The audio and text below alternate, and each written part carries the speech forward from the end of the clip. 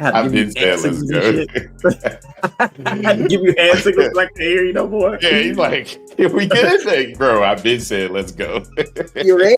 You ready? Anyway, good morning, YouTube, and welcome back to the Trader Shop with me, T. Hobbs. And of course, you know, I got my man Jay Seals in the building. What is going on, brother?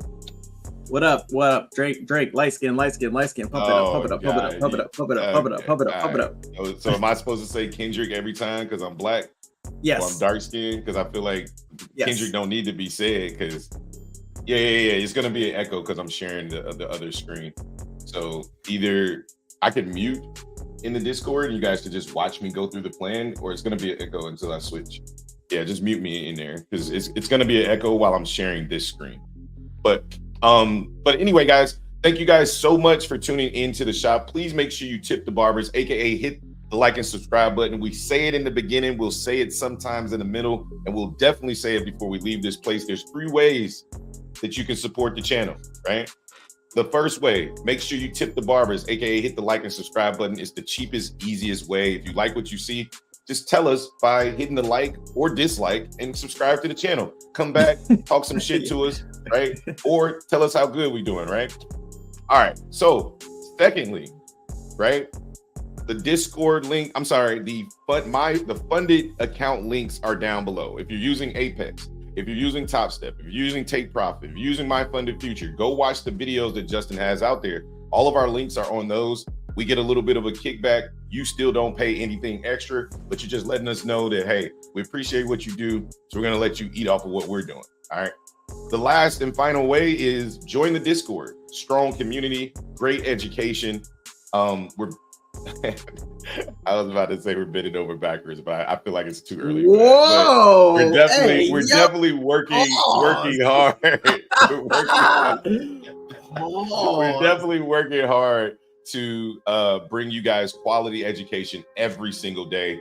And then, you know, it's only $40 a month, $15 a week, right? So make sure you jump in there if you would like to support the channel. Now that we got all that out of the way, I just want to say that shout out to everybody, including my man Chris Abibi, that listened to me yesterday when I said 261 through 265 was going to be important if you were looking to short. I told Void yesterday, and Void is in here, I said, watch out for 265. The market never went higher than 267.25, and we've been dumping ever since. And now we're down to 18,085. So if you took that trade, killing it right now. Absolutely killing it. So shout out to the people that got short with that one. That was a little gem that we dropped right before we left. Like, hey, if you're looking for the shorts, wait for this level. And yeah, it ended up printing, and then it continued to print throughout today. So what up, Jayhawk? How you doing, brother? But Justin, let's get it, man. You already know what time it is, bro. Let's get through this pre-market plan for ES, and then I'll jump through the pre-market plan for NQ. Okay. All right. Anytime now, Justin. There you go. Okay. I had to pull up my chart. Yeah, give me a second. All right. So for ES, what I got going on. So unfortunately, my Discord plan ain't going to plan right now because we broke through my level. But I had a 30-minute demand zone down here. We broke through it. And right now for ES, I'm watching this 30-minute demand zone at 51.85 to potentially be tested. I don't have much else in the way for demand. So if the selling continues and we fall through this demand zone, especially within like the first hour, if the selling is very, very strong, I think we slide all the way back down to potentially 51.54, especially because you know how fast ES loves to sell. So if the selling gets really crazy, I think we can slide all the way down there, and I'll be looking for ways to get short once we get below this level. But until then, I'm looking for longs. And I'm looking for longs up until basically the pre-market high is where I would target. 52.18 is where I think that the longs could come up to before ultimately being rejected and coming back down. I feel like we're in kind of an interesting spot, like overall, because overall we're still in this uptrend. Like the uptrend is nice, but we're still in the downtrend too, right? Like the overall trend is still down, especially since we just broke over this major high and we haven't gotten over this major high just yet. But yeah, I mean, so far everything's looking good. I like that we finally got a pullback after ripping for so long. So I'm still bullish over being bearish. And I think today is going to be a day where we end up rallying back up. I think there's more of a cause to push us back up, especially before CPI, because I'm kind of with you. I know we had kind of like back room discussions about where we thought the market was going to head. And with CPI, I think they want to get it as high as possible so they can sell on everybody's heads for CPI. Yep. So I think it's just a pullback to go higher. That's kind of what I'm viewing it as. But hey, if the selling gets too aggressive, we could slide pretty quickly. So we could get back a lot of the moves that we've been seeing over the past week. So see what happens. But those are my two levels of interest right now. No doubt. All right, let me go ahead and share my screen for the NASDAQ, and we can jump right into that pre-market plan as well. Okay, so macro, more of the same. Remember, I write my plans at 6:30 a.m., 7:30 Central, 8:30 Eastern, right? So at that time, we were sitting at that 30-minute demand zone at about 18,129. I'm not going to change my plan because it's my thoughts in the moment, right? So more of the same. We are at the exact same spot, which at that time we were at the same time we started that spot yesterday. All right. So until I see bears trade below 30-minute demand at 18,129, I am still bullish, right? It doesn't mean when I switch to bearish, it doesn't mean I'm bearish this entire thing. I'm not oblivious to the fact that we're still in bullish territory, right? We're pulling back, which should be warranted, right? But the VIX, the volatility index, is still not heating up to my liking, right? We're only up 20 points on the VIX, which tells me that the buying is still here. So am I in a rush to go short this market when it comes back up here? No, right? I'm more so looking to long the market, but I am aware of the bearish scenario, right?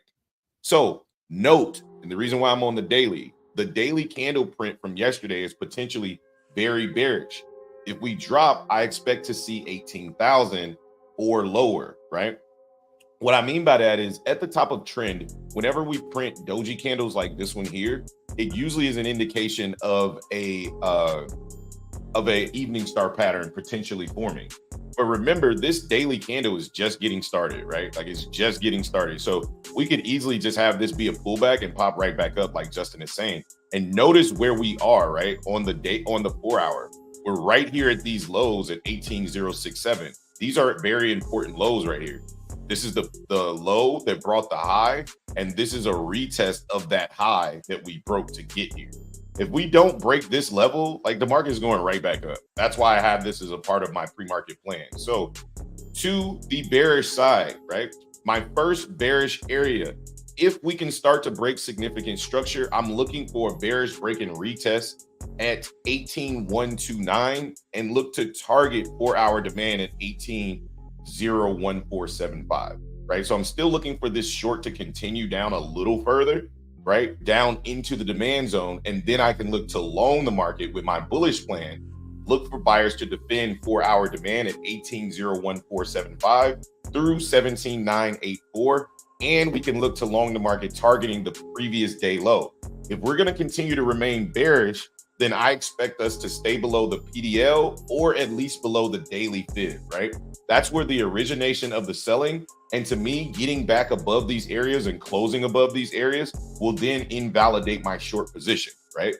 Therefore, that's why these are targets for me on the long side.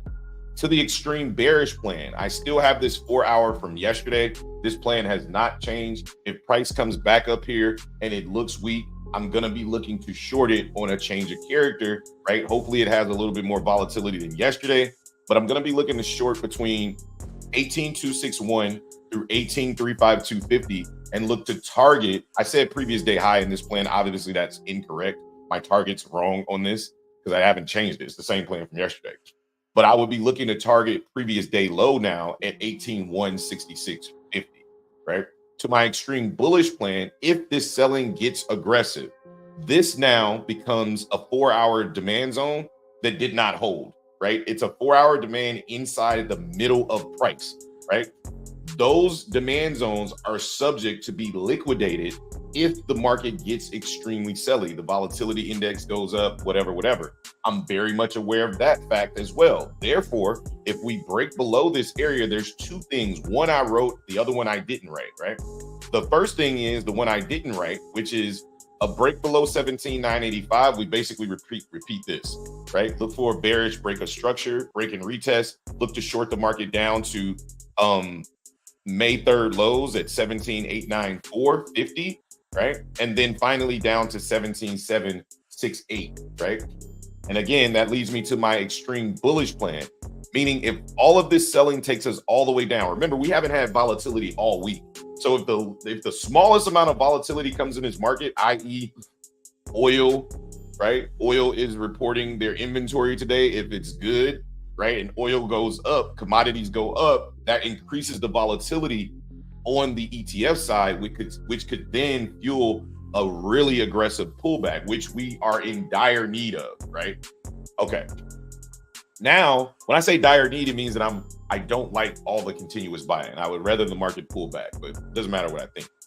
Extreme bullishness, right? Look for buyers to defend the 4 hour demand at 17,768.50 through 17,721, and we can look to long the market again. If we're bearish, when we come down here, we will be bearish, but this will be a bullish retracement that I'm looking to trade. Therefore, I'm not looking to go all the way back up. I'm just looking to target 17,894, which is May 3rd lows, 17,894.50, right? And then moving on to the volatility index. Let me switch my screen over there. As you can see, right, it's been nothing but barcoding, but it's been moving down, right? Like to even get a good feel out of it, we got to come down to the 4 hour, right? Like we got to drop all the way down to the 4 hour to just see like what is it trying to do. And you can see that it's slowly rounding up, right? Rounding a price right here. What you want to see is a break above 14,485. We're at the bottom of this daily demand. So maybe we find some buyers now, or some buyers, which means sellers for the market. And then I'll be watching that for a push out, right? Get back above 15, then maybe, right? But the volatility is still very, very low, right? Which tells me this selling isn't as true as I would like it to be, right? Moving on to the stock market. I haven't charted these yet, so I would take it kind of with a grain of salt, but I would just look at the structure of where we are. I mean, it looks like we're literally looking like we're in between the previous day high and the previous day low from the day before, which makes sense because NQ looks exactly like it did the day before, with the exception of this aggressive push down, right? So for now, I'm not seeing anything that I would like, that I would be screaming reversal back to the upside yet. But I do realize that there's a lot of opportunity to reverse this market back to the upside. So those are my breakdown for the Mag 7, the VIX, and the MENQ. So hope that helps you guys. Yeah, I'm really liking it down here for NQ, but I'm just kind of just waiting. We're consolidating, so it's always nice to, before we consolidate or before we reverse, we love to consolidate. We may sweep one more time aggressively, but we're also like 15 minutes away from market open, so it's kind of like, kind of early to be trying to take a, not early, but I always just get concerned because market open is so volatile. If we don't push your direction immediately, we love to sit here and grab liquidity only to reverse. So it's going to be kind of patient. Jayhawk said, LOL. He said, I did. Void said, good morning, Hobbs. Good mornings, Hobbs. 265 of yesterday got booked. Well done, brother. Yep. 265. I think we traded 2 points above it, bro. Like, well done, brother. Okay. I think we traded like 2 good morning, everyone. You hear me just? Oh yeah, sorry. You said what? I thought you were done talking. I was like, yeah, we traded like 2 points above. You're like, all right, good morning, everybody. I'm like, can you hear me? Am I muted? My bad. Yeah, we traded like 2 points above it, and then we completely dumped, man. So hopefully you were able to take advantage of that for sure. Yep. We did. My dumbass. I was long. Trying to get more because I thought we was going to 300. I was long. I think I was up like 30 points and got completely shut down. I was like, damn. And then I walked away and came back and was like, damn, I should have been short, but it's all good. Good morning, John. What's going on? And then Trading Girl Yoga says, can you please do ES? Thank you. Excellent Discord joined yesterday. I did ES, but if you want to talk about ES, you can. Oh yeah, I could talk about it. Let's go. Let me see here. Yeah, we could do it on the fly. I haven't actually wrote my plan for it yet. Let me see. Error. All right. So 9:30 right there. Okay. All right, cool. No doubt. All right. So the ES plan, let me go make sure I'm sharing my screen. Okay. So the ES plan is very, very similar to the NASDAQ, right? If we're looking at the same levels, right? First, we look at the daily, right? We got that same doji candle print, which tells me that there's an opportunity to become bearish, right? Doesn't mean that we're fully bearish, because again, the volatility index, here's a little nugget about the VIX. It doesn't follow the NASDAQ. It actually follows the S&P 500 options chain, right? So it's actually giving a more accurate reading of the SPY, not not the NASDAQ. All right. So what is that level that we're looking for on ES? Well, it's very, very simple, right? What structure did it break? Well, I'll answer that question for you. First, it originated here at 52.11.50, right? Through roughly about 52.18. What structure did it break? It broke 52.02, right? So if that's the case, we anticipate price coming back to 50% of the previous low and the previous high that's caused the sell-off. We're looking at this on the 1 hour, so this is perfect for today's retrace, right? So if we retrace, right, we call this the point of origin, right? 50% right here is going to sit us at roughly about 52.11.75, right? That's basically the point of origin. That's where you want to see price return to, right? So for me, I'd be waiting for shorts at 52.11.50, and or if I'm looking to trade right now, which I'm not, right? I'm still analyzing price, right? It's basically the same area that Justin was talking about where he says, well, my 30-minute demand didn't hold. Yeah, but there's a 30-minute right here beneath it, right? So right here at, what is this? 51.91 to roughly about 51.83, we're sitting right in 30-minute demand right there, right? So for me, I would definitely be looking to entertain longs here, understanding that longs are not the direction. So if I'm entertaining longs right here, I'm 100% looking for a retracement back into that structure. For me, I'm fading this area. Why am I fading this area? Because I want the 1 hour demand zone down here at 51.60, meaning I would rather play the shorts expecting a much deeper move down to about 51.60.75. But it all depends on what we do right here. So if you're looking to trade, this is the area that you should be looking at to potentially take the market long on ES, right? And what you want to see is you want to see how price reacts to these lows, right? So if I'm looking for our sweep, right? Equal lows, sweep, equal lows, sweep, right? Now we put in the candle that you really want to see, right? Now you don't want to see price get back below 51.88. Instead, you want to see us start to hold value. But look, at the top, what are we doing? We're double topping. We're failing to get above this high right here. So this is just a real meh situation for me, right? I would need to see us get above the swing high first of 51.97. Once we get above the swing high of 51.97, then I'm looking for a retest of 51.93. I don't want to long this yet, even though we've started a new uptrend. I would need to see a little more from the buyers. That would be my personal preference because we're so bearish, right? So I hope that helps you guys. Again, Justin did a really good job, like I said, but sometimes people just want to hear a different perspective. Nothing he said, I didn't say, right? Like nothing I said, he didn't already say. Basically, we have the same levels. It's just sometimes people like to hear a different perspective, and that's all good too. So I don't mind giving out either plan, right? All you got to do is ask. That's it. So I hope that helps you out, Yoga Girl. Void said, ES is Jay's baby. That's right. That's right. Yeah. Actually, it used to be both of our babies, right? Like, it's not even used to be. Like, ES is still my boo. Like, I track that thing all the time. Like, I'm very well versed in ES. I actually prefer ES over NQ because of the liquidity, right? I can read the liquidity much better using order flow, but... Yeah, exactly. Right, Valdez. He over here. Y'all know. He was joking ES for months. He was like, man, ES is trash. It'll never move. Yeah, he was over here treating ES like Drake. I hate the way that you move. All right. I'm guilty. I'm lying. I'm lying. Discord is cooking me right now.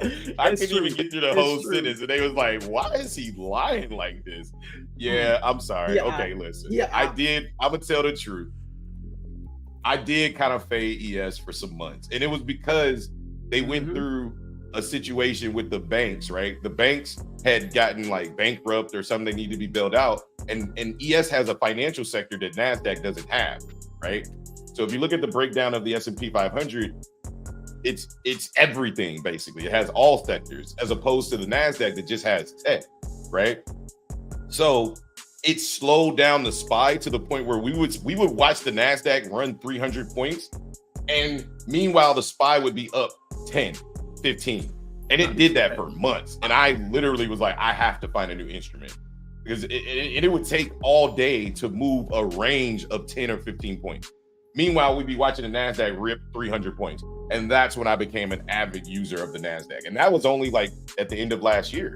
Like I haven't been trading the NASDAQ that long. And I was dissing the hell out of ES that entire time. So like, I was trying to kind of treating her like a dirty ex-girlfriend or something. I don't know. It was bad. It was bad. I was dissing the hell out of her. And Justin defended her the whole time. I'm not gonna lie. I did. Although I was trading NQ a little bit better than I was trading ES at that time as well. Yeah. He was dissing her in his own apparel. Whatever. I stood by her when she was down, bro. I held her hand. I held her hair back while she was puking. You know what I'm saying? Yeah. It's like I'm rocking with you, girl. I held strong for as long as I could. You know what I'm saying? Yeah. A lot of people during that time. I don't care if you instantly went cross-eyed and lost both your arms. Like I'm with you, girl. I'm with you. Oh my god. Okay. Yeah, dude, it's all good though. You're welcome. Voice said, "Wait, ES has a gender? Of course, ES has a gender. What else would she be?" Because I said she. They like, wait a minute. They have a gender. Of course. What up, Chicago Sean? What up? What it do, baby? Excellent. Yeah, Hop's got a great breakdown. Thank you so much. You're welcome. Boyd off gold did everyone dirty. Speaking of gold, Pip, how that Pip was killing gold last night. He was scalping the hell out of this shit. Pip, that hit it. That crushed your TP. Damn, Pip, let's go. Yeah, Pip a whole monster out here on these charts. Dog walked gold last night. Yeah, he a whole monster on these charts. Y'all just don't know. The crazy part is Pip is like the best kept secret, and he a shop boy. Let's go, baby. Let's go. I missed it, so thank you. Yeah, no problem. I appreciate it. Jayhawk said, bruh, if y'all ran a 2-man as college professors teaching, y'all would make headlines. I feel like there's some insinuation there. This is a very weird statement, Jayhawk. I'm just saying.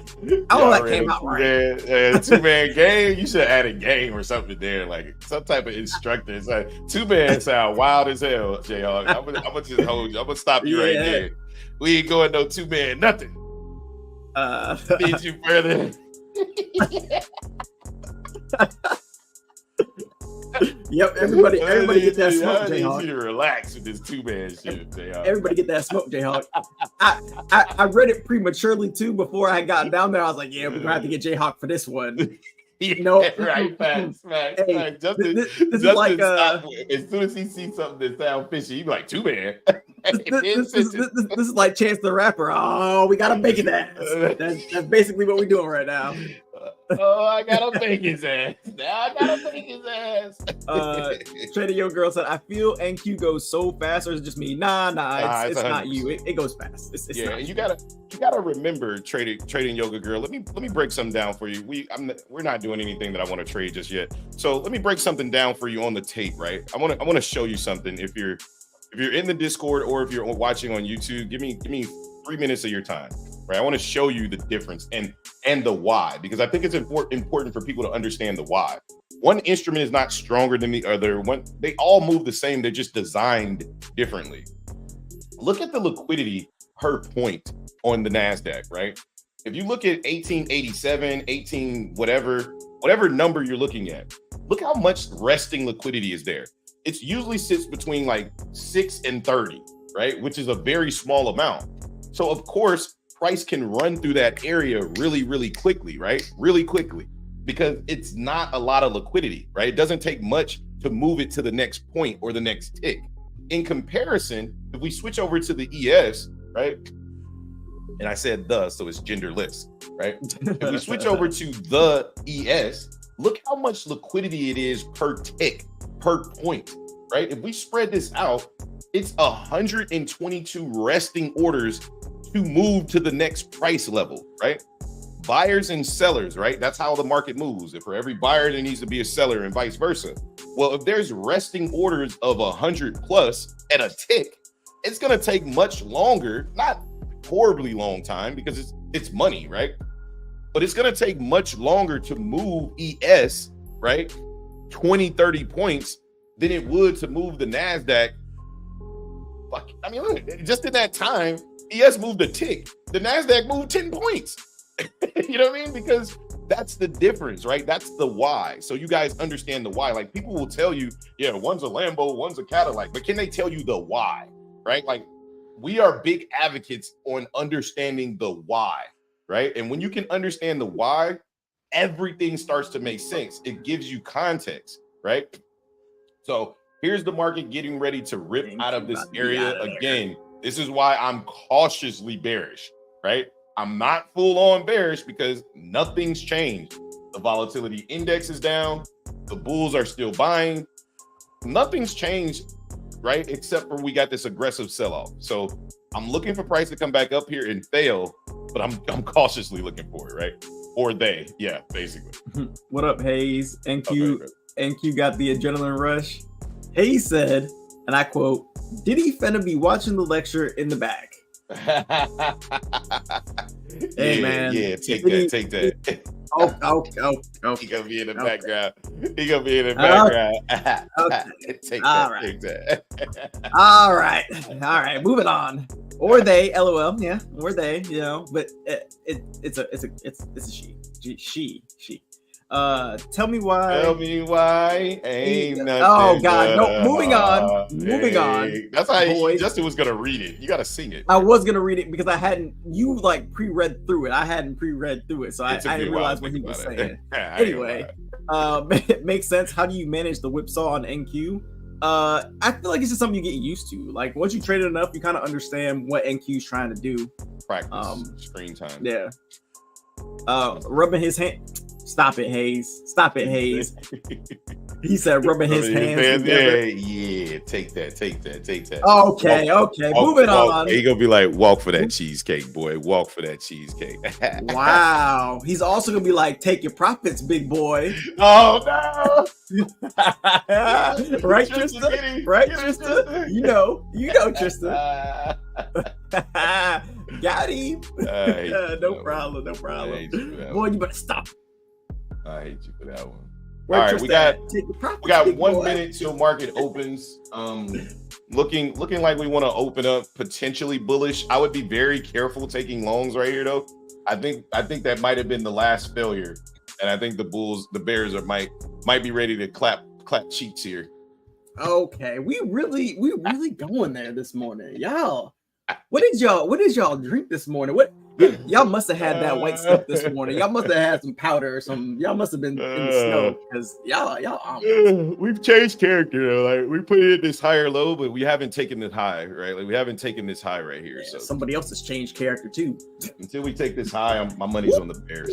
Yeah, there they go. Let's see. There was a large delta at 89 though. You see that? Yeah, 279. A lot of selling got it going right here.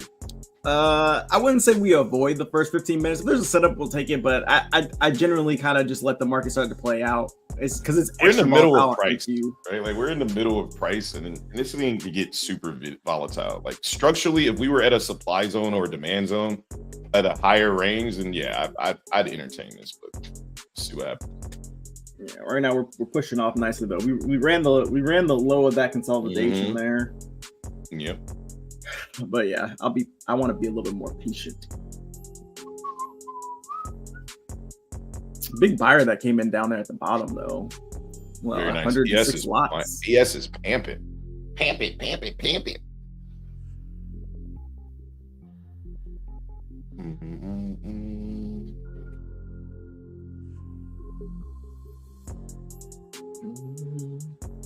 I just want to see us trade above that high at 105, guys. 105 or whatever it is. Cold in my house. Void said that's what I'm talking about. Whatever gender it is, flip everyone. Yeah. I think the market wants up, but oh yeah, I mean, down here it should want up. Like I said, I just want to see us trade above 105. You get your jerseys yet? Who you talking to? You. What the heck is a drizzy? I said you're a drizzy. What? You said you get your jerseys yet? I said you get your jerseys yet. Your drizzies yet? That sounds disgusting. Oh no, I haven't got them. I think my wife is getting them for me. She was asking. When she asks stuff like that, it's because she usually got something up her sleeve. So. Oh, gotcha.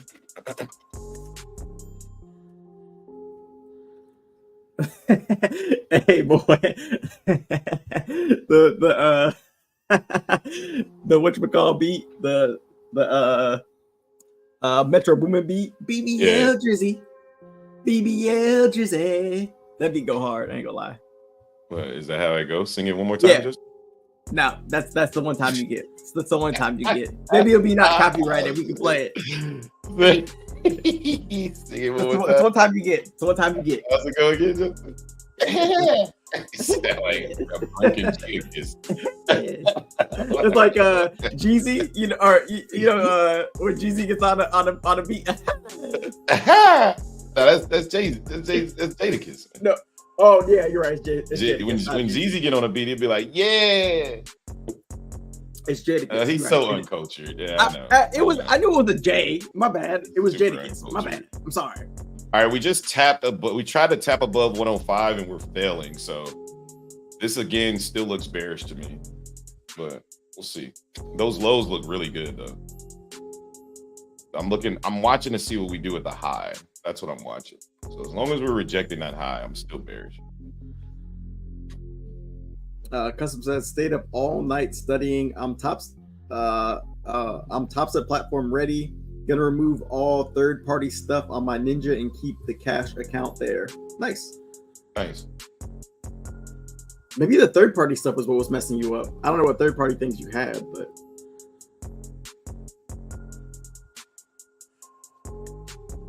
really nice rejection here. Looking at this 5 minute.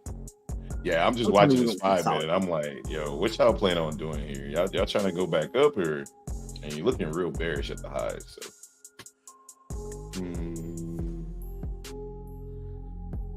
Yeah, they're failing though.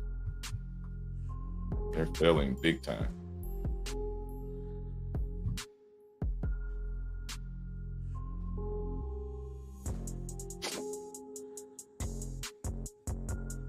Yeah, the fact that we weren't able to jump out of this area.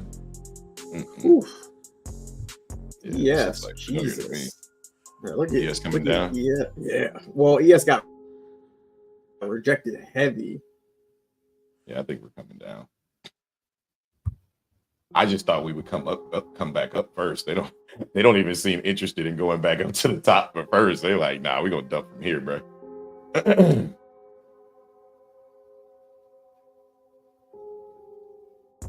Yeah, for me, this is why I say like having rules is important. Like I'm waiting for this swing to break.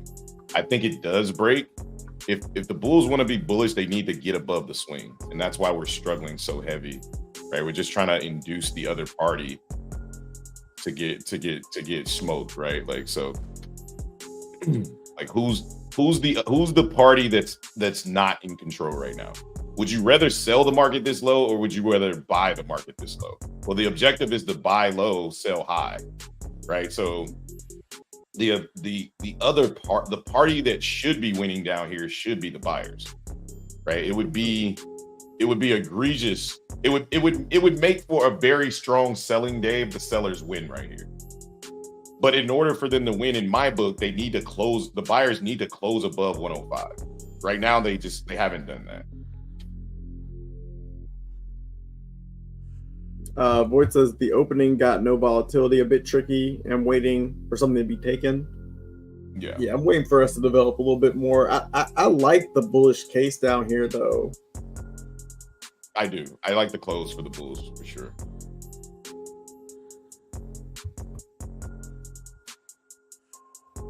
Yeah, I think the market wants to continue to go up, at least back to VWAP. 146.60. That's exactly where I'm trying to get short to. So bring that ass here. Custom said third-party stuff, meaning Apex funding and Apex Trader copier. Okay, gotcha. Oh, okay.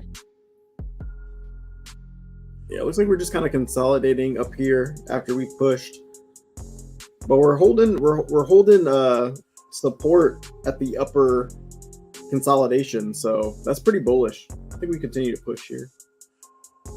Yeah, I like it for the bulls down here. As long as they can close above 105, I'm team bull down here for sure. There's no way I'm looking to get short this low. Not a chance. Buy low, sell high, baby. That's the name of the game.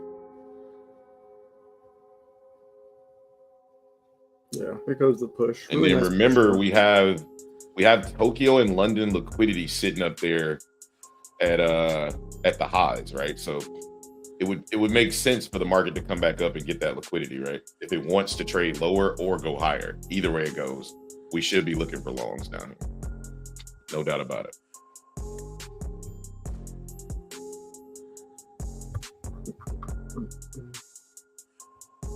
Yeah, this is an area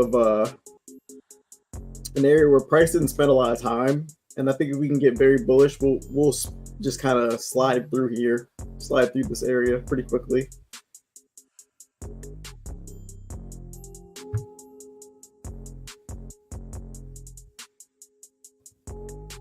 Oh, this low volume node above 119. Yeah.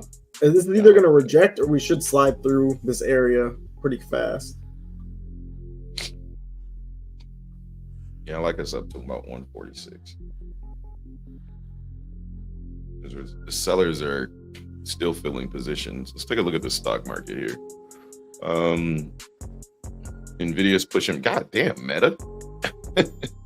Meta wasted no time getting back up to the top. And then you guys can see, like, I mean, you can see what we were talking about, like that purple box here. We got the retest of this area, and now we're pushing it back above the high, right? Like, we're definitely holding strong value over here. And they're sticking liquidity under. They're starting to push aggressively back up.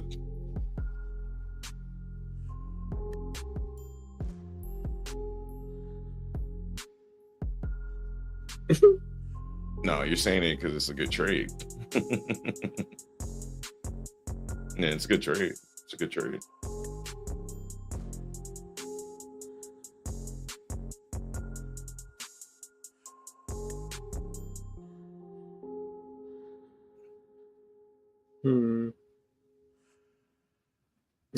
Still pushing.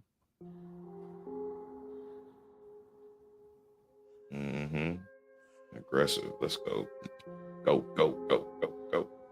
Go, go, go.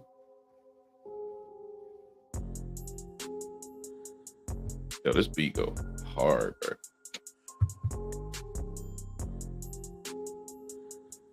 I took it long on a Combine account over here on Apex. I bought like a couple of those to kind of practice playing larger size. But when I take it long on these Combine accounts, like, I really don't talk about it because I'm trading large size, but I'm only doing it just for extra, like, reps, because I knew I wasn't going to trade that down there on my real account. So I was like, all right, let me just take it over here. But I did take it long at 102.75 with 2 minis.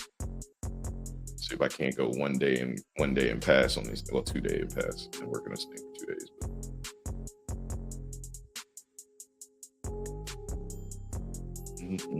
it's just so freaking annoying playing on Apex because, like, every pullback just makes me want to cry.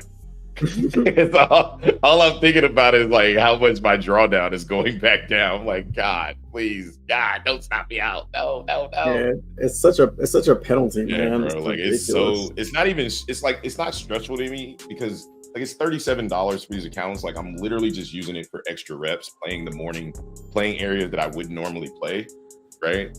Because I want to give the market some time to develop, because I have a couple different ideas of how I want to trade the market today.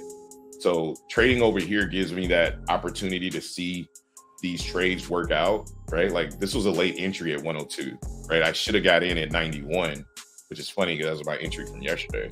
But I should have got in at 91. I just hesitated. So just kind of seeing things trying to play out here. Finish this account off and add another funded to the bunch over here on Apex. I'm afraid to trade.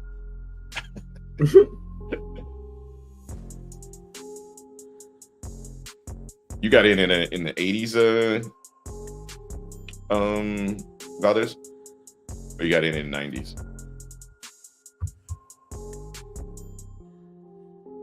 All right, we're coming back down to try to hold these lows at 110. Oh, Valdez has me deafened. Okay. Again, or he's making a video. Morning, fellas. Good morning, Makai. Good morning. Good morning. Good morning. What up, Makai? All right, now we're closing above that swing at 1811. So anticipating a pullback into what is this? Wait, hold on, right here. This is the previous high, previous low. So 95 would be a nice tap. If not, we're just going to continue to gap up and push higher. 95 is a little much, actually. So we'll see what happens. Continuing to push aggressively out of this area. ES is above that swing high at 51.97. If you took the longs off 51.91 that we talked about this morning, good freaking trade over there on ES. NQ, same type of deal. Above 95, we got the 95 tap on, right? So same area, same trade, same thing, right? Like doesn't matter if it's ES, doesn't matter if it's NQ, right? Like it's a trade opportunity, right? And that's exactly what we got, right? The same level on the 30-minute is what we closed at 72 on NQ, and then it was 88 on ES, the same structural level. So, and again, like I said, I am long, but I'm long on a combine account that I've been kind of practicing playing larger size on. So I'm like, I mean, I'll share the trade with you guys just so you know, like, but at the same time, like, it's not something that I'm like, oh yeah, I took this, I called this. Like, no, I'm literally practicing over here, right? Like, I know that I wasn't looking to trade down here just yet. So that's the trade right there. So you guys can see it's just a combine account, right? Like, I've been going back and forth with this account, like up, down, up, down, up, down, but I'm literally using it for swings with higher size. Like that's what I'm using it for. Void says, I think this is a drop base drop on a higher time frame. We'll see. Which time frame? Well, I mean, if you look at the hour chart based off of your I think we stop at 146. That's what I think. I just think this was an opportunity to take the market long, right? Like I'm not looking for more than 146 and then potentially 179. That's my ultimate target is 179. But 146 is definitely where I got my finger on the trigger. Yeah, I think we can make our way back up to 188 potentially. Yeah, I like that idea as well. Just that whole consolidation range right there. Mm-hmm. Yeah.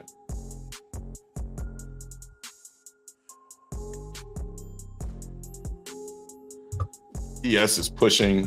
NQ is pushing. Very, very nice long here. Again, didn't see. I shouldn't say I didn't see what I wanted to see. I was just more inclined to wait for the second macro of the day. Right? I was more inclined to wait for that macro for my actual account, but this is working out pretty good.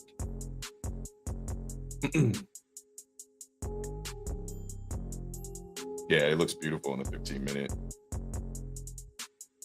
I was trying to ask, when did you get in? You got in 82 or 90? When did you get in, 82 or 90?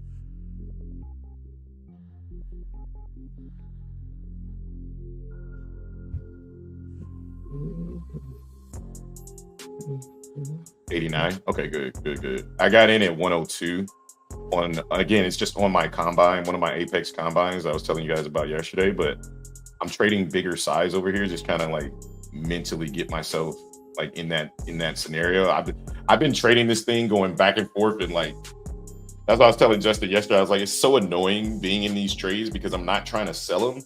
So like I'll go up and then it don't hit my target, so it'll come all the way back down, and then next thing you know, I'm down a lot, and my drawdown is down so much. But I don't care. Like, I'm trading it for the mental practice, right? I'm not trading it to say, okay, I'm gonna get it funded. Like, nah, if this shit get funded, I'm just gonna pass on it. Like, I don't want any more fundeds over on Apex. Yeah.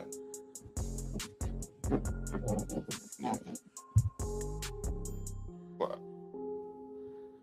Yeah, I still got a funded account over there. I probably should have. Damn, let's go. This thing is up. This thing is up 1,500 right now. Yeah, this thing moving. This thing Yeah. moving. Ooh, man. Yeah, Not gonna lie, I missed this trade. Feeling a little bit FOMO-ish, so just kind of like not gonna do nothing. Yeah, this thing is sending. Yeah, this hit this was everything I wanted. I just I'm feeling FOMO, so I'm just gonna. It's not even gonna have my. Say you weren't gonna take it, man. So just don't even take it. I'm feeling FOMO too because I didn't take it where I wanted to take it, right? But this helps me with the FOMO. I was like, okay, at least I'm getting a piece of the action in something that is beneficial, right? So the first TP is 46. So let's see how we react when we tap 46 right here. If we just melt right through 46, then I'm just going to continue to hold. Yeah. Trading Yo Girl says, thank you for putting ES Bookmap on the Discord. It's expensive. I haven't renewed it yet. Yeah. All right. I'm out of 15 right there. Yeah, it is. I got 5 more contracts right there. Let's go. Boys, that I missed the trade, not sweeping the low. I got me in the sidelines. Yeah, I'm right there with you, Boyd. I'm just like, oh my god, I'm just watching this go. Like, oh, the FOMO's real. But it's fine. There's plenty of time left to trade. Just missed one, right? This one opportunity. It's fine.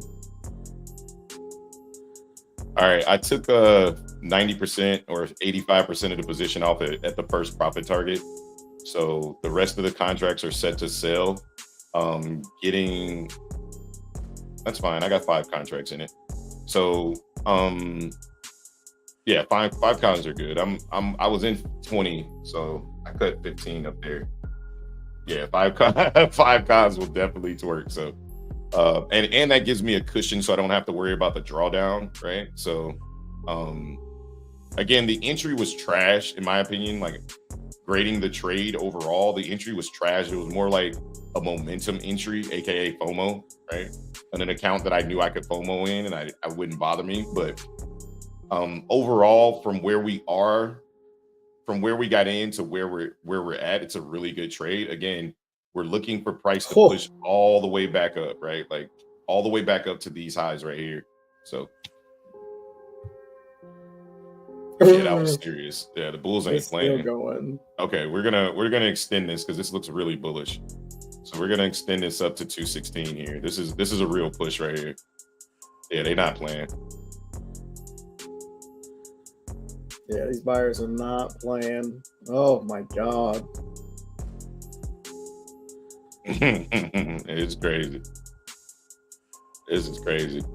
All right, we're up about 50 points on the trade. We're gonna lock in 30 points right there. And again, market's just continuing to push, out. See if we can't lock in about, at least get above this high right here at 168.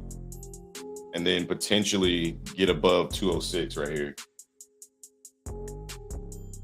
And the way we're coming up, it looks like the market has a very, very, very strong sentiment. I mean, looking at the volatility index, this thing is straight to the floor. So yeah, this market is, these bears are, you know what, screw it. We'll let the runner run. We'll let it run. Again, no, it's not looking, the sellers are just not here yet. So let this thing kind of play itself out.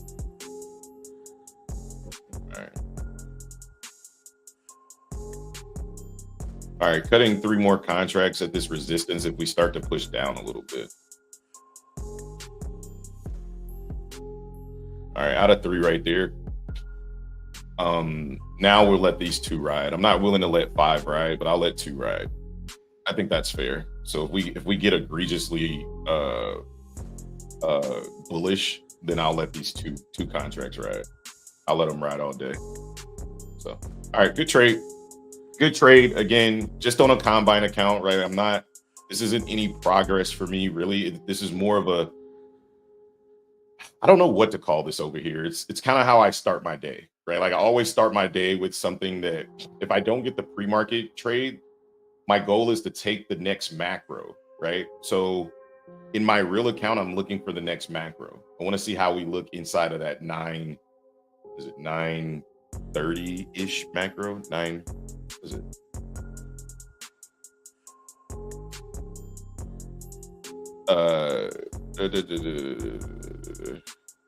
Yeah, 1050, 950 macro.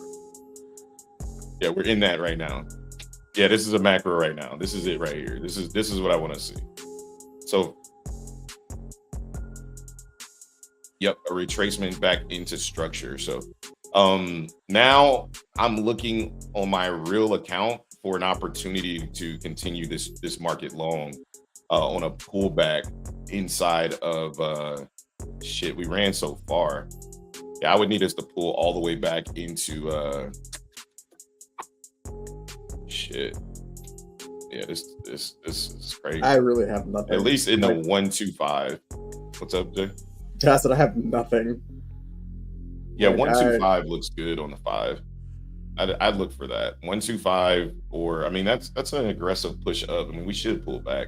It makes sense for us to pull back.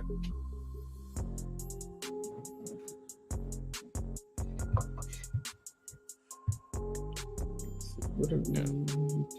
That's beautiful. I like it. All right, so on the 5 minute right now, what I'm looking for is 2 different areas. This white line here, this 126 area, 125, this nice structural push right here. If I want to continue price, if price just wants to push above the previous day low and continue like stopping out all these sellers, because again, everybody was very bearish this morning. I guarantee it. That's why I said in my plan, I am cautiously bearish, understanding that nothing has changed, right? Nothing has changed. Volatility index is still down. The stocks are still pamping, right? Everybody and their mama was probably looking to short this. And that's why I said down here, you need to be bullish. Up there, we'll see what happens. Let's see if they want to defend. But this is very key to get above the previous day low at 166, all right? Over on ES, the key area is 5205 to get above the previous day low, right? We're still in this trade with just the runners, 2 micros, right? The macro, the first macro has hit at 950 to 1010. And if we're continuing bullish with barely any pullback, you can put your seatbelt on. You can strap your seatbelt on, right? Like if we don't do anything as far as pullback inside of this macro, you might as well strap your seatbelt on because we're gonna start to rocket ship.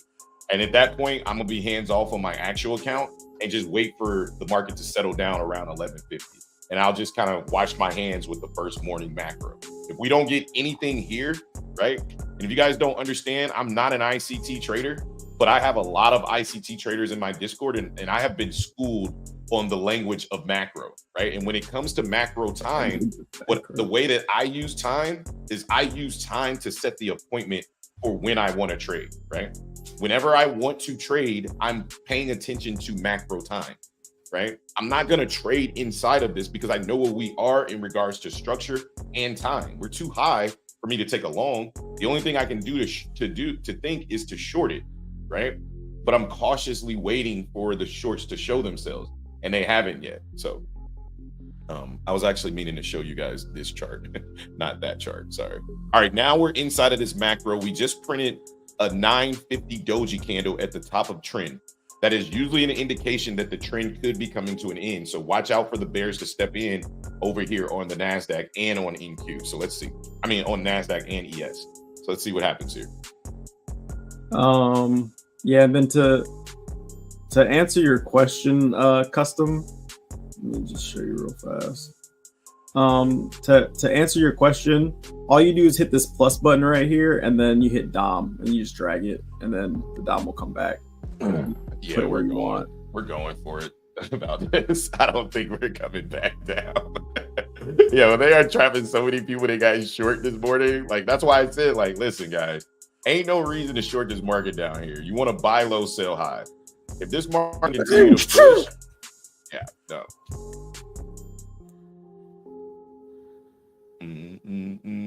Yeah, it's all good. If you missed the entry, guys, it's fine. Remember, we got 6 hours to trade, right? Justin and I are both not really in this trade where we want to be. I want to be in this trade in my account that I'm trying to get funded. I'm not even trying to get Apex accounts funded. If they get funded, so be it, right? There's the push there's the first test of previous day high, right, or previous day low right here. You want to see bulls just melt straight through this, right? And that's what we're getting. So there's the aggressive push.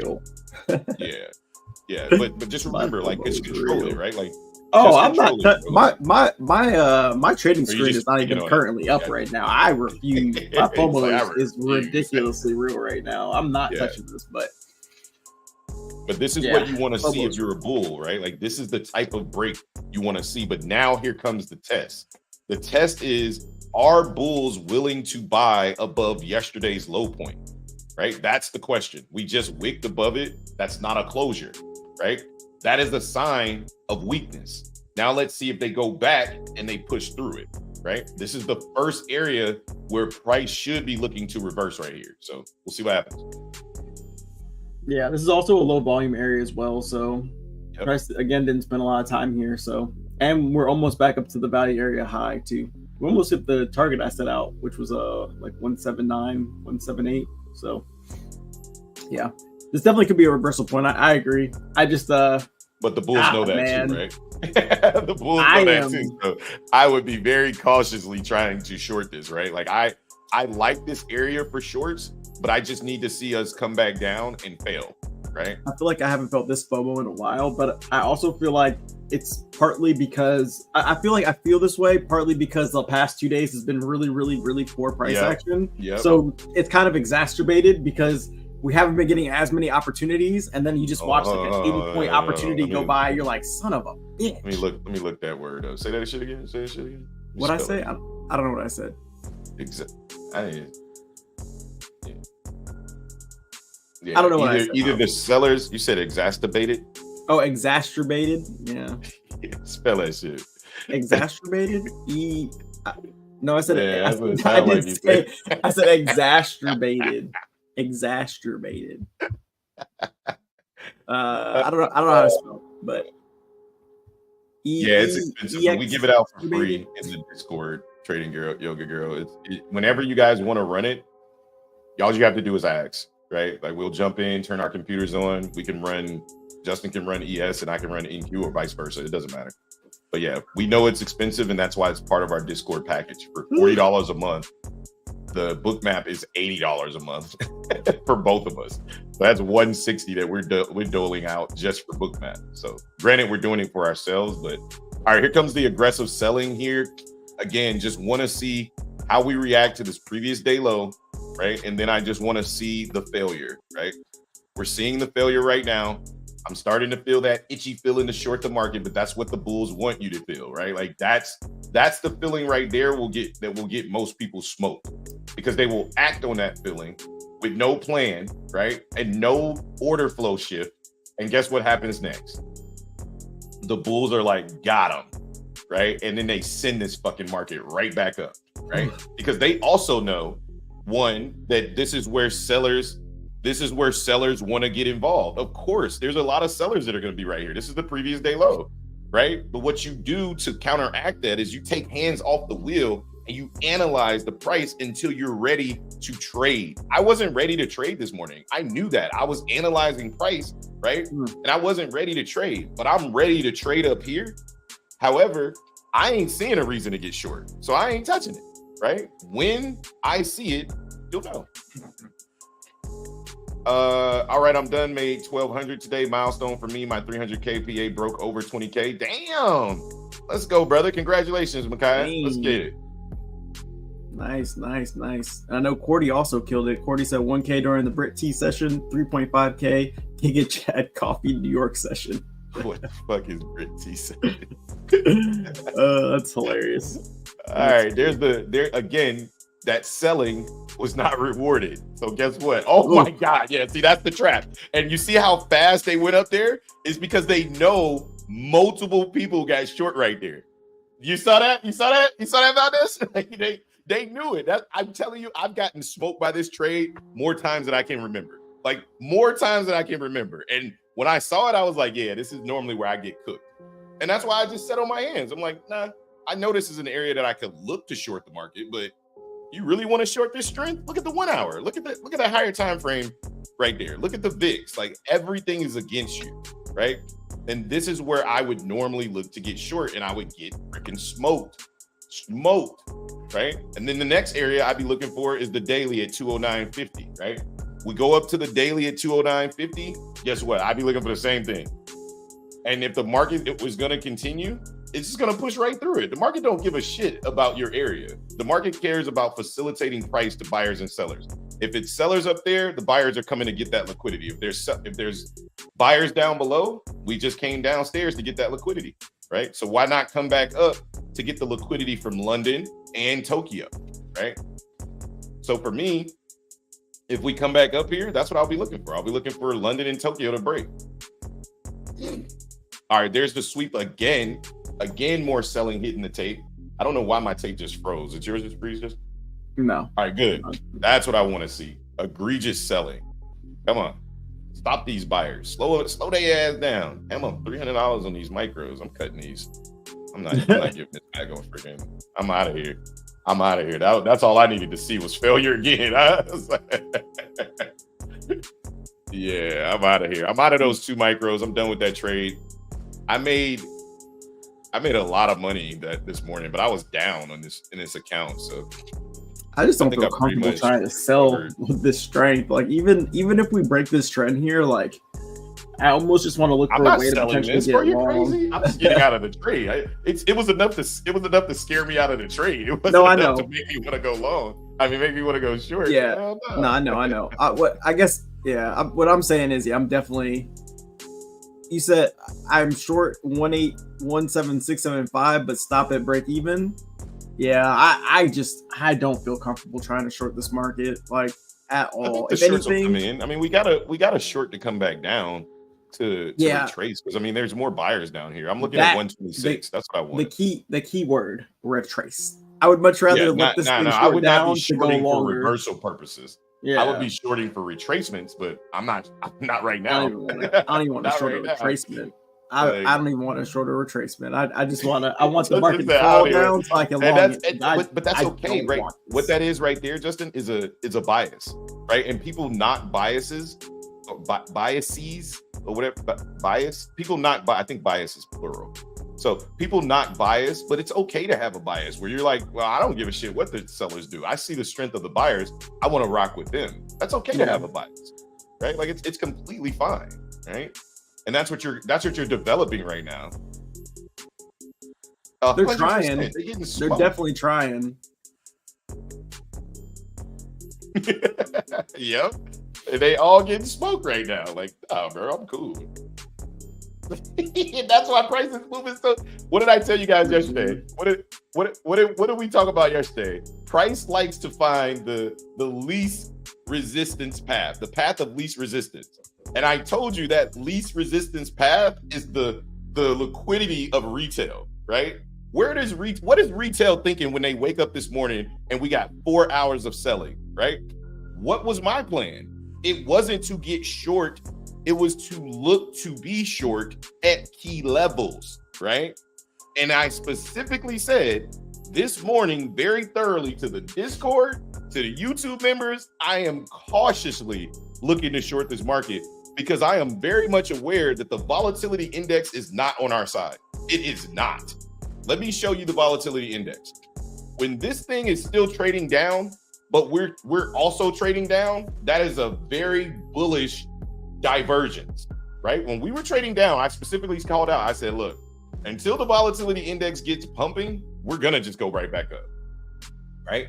But again, now ES at the same time is at the previous day low, right? So I want to see a pullback on ES into 51.98 through roughly about 51.95. On NQ, I want to see a pullback into 18.126. That's what I'm looking for on the 5-minute chart. These two areas right here. This is what I'm looking for on both instruments. Whichever one gets there first, that's my side.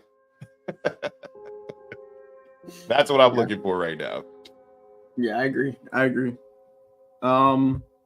Custom back in his voice. I mean, he ready to take this trade. He like, yeah, bring that ass here.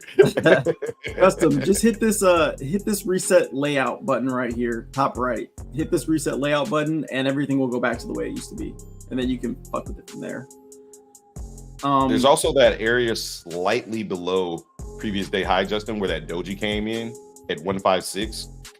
That if we continue pushing here, we may not come back to 126. Right, like we may come back down to just 157. We're just looking so bullish right now. Yeah, like I said, like and like for Void, you tried to short and you got cooked. Yeah, because the bulls are super strong. Like I don't like I feel like I feel like I used to do this a lot too, Void, where I see an area after I missed a bomb ass trade. I see an area, and this is exactly why I feel FOMO right now. I would see an area and I'd be like, man, this is the area we're going to short. I got to reverse this, right? Like I got to, because we're going to come all the way back down. But truth of the matter is we're super bullish, right? Like in like as a reversal trader, my instinct is always like, okay, the market just ran. I need to reverse this. But to be honest, the market's already tipped its hand. It wants to go up. So yeah, like you can short it for a scalp and that's cool. But one, most of the time, I'm not shorting for a scalp. I'm shorting for a much larger move, which is not going to happen. So I'm going to hold it too long and be really pissed off when it decides to go the opposite way. So I'm not going to do that. I'm just going to let the market pull back and I'm going to try to catch the long, because truth of the matter is, look at Hob's screen. Like we done ran like 100 points with no pullbacks on the 5 minute, right? Why am I going to try to short this now? Like the market clearly wants to go up. It's going to bait all this retail who want to sell the market only to go higher, right? And who knows, maybe we might reverse, right? But it's a possibility, but I am fading shorts. I don't want to short this market. I am honestly really pissed off that I missed this trade, but I can't short. I can't do it. Like the market does not look like it wants to range. The market looks like it wants to continue to ride. So I guess the thing is like at some point you kind of just have to go with the flow of what's happening. And you know, what's happening right now, if you look at the chart currently, is we're going up, right? If we pull back, the pullback is only there to get a better price for buyers to go higher at the moment, right? So we're not in a key area for me where I'm like, yeah, sellers are definitely about to reverse this here. Like we're not, we want to go higher. So I don't know. I would view this area as being very, very key because it's the previous day low, right? Like we're still not trading above it. I mean, look at ES, right? ES is really rejecting this area, right? I still think that this will just be a pullback into structure, but I'm not looking for the shorts, but I can understand the thesis here to go short 100%. I think this is a very key level for the sellers to defend because it's yesterday's I can understand lowest the thesis price. for the You know what short I'm saying?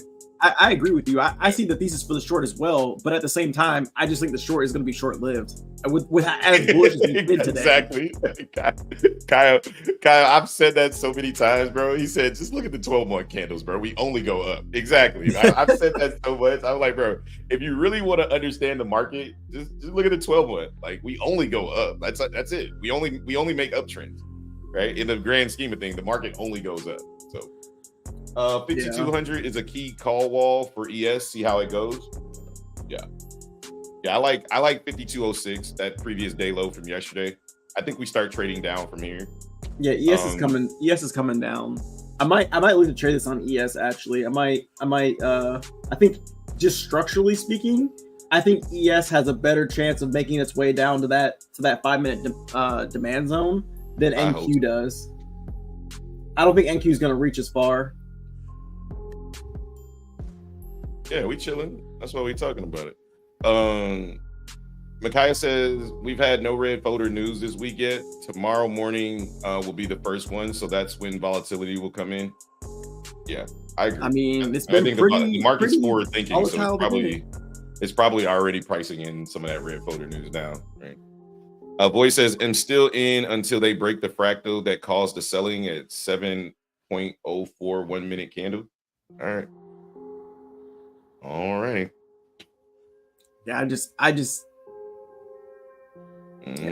don't see us selling down too aggressively far today. I think all the songs gonna be pullbacks. Oh yeah, I'm of that mindset. All night trying to figure that out.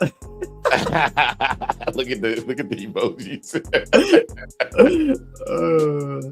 Oh, y'all getting the dog tomorrow? Yeah, we get the dog tomorrow. I probably won't be here tomorrow, guys. Is it tomorrow or Friday, baby? my daughter has graduation. She has like her little ceremony for 5th grade. So is the big day the dog, or is the big day? Yeah, we get the dog tomorrow too, but I think it's also my daughter's he said it can't be both. Yes.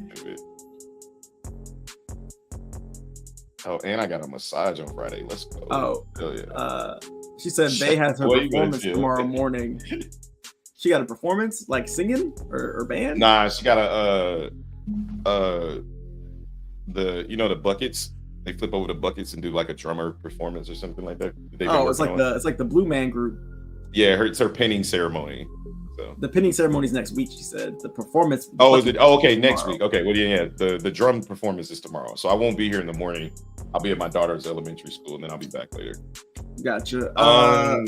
Kyle, those candles right there are those are the hour candles. Those are hourly candles, right? The bigger candles. Those are the higher time frame candles. Yeah. All right, here come the sellers here, right at the previous day low.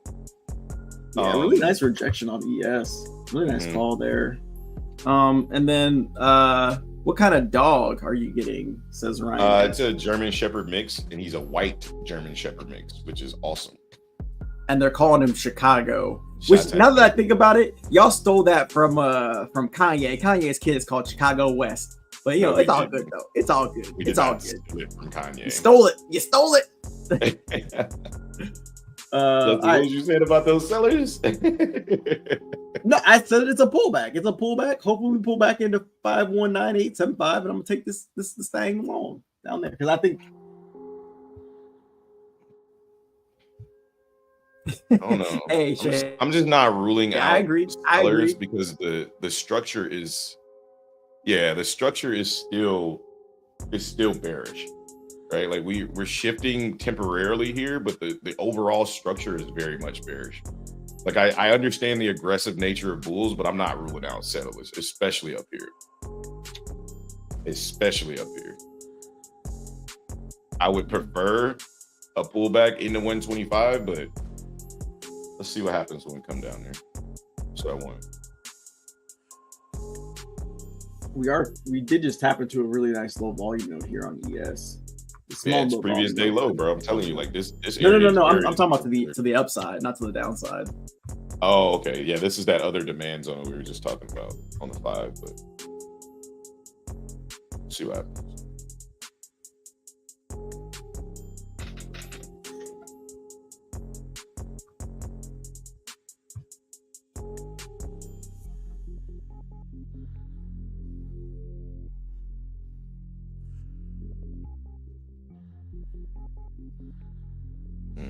Yeah, I'm liking this. I'm liking what I'm seeing from the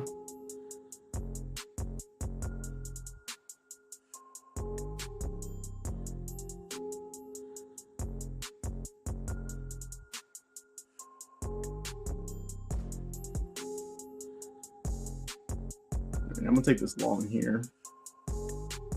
Stop below the low.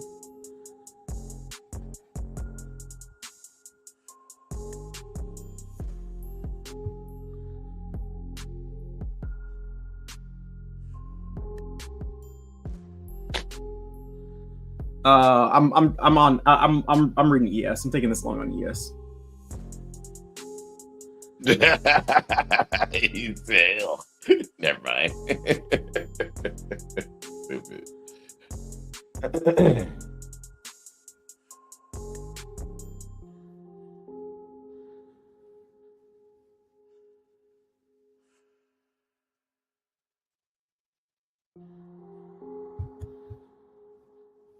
I'm long on ES.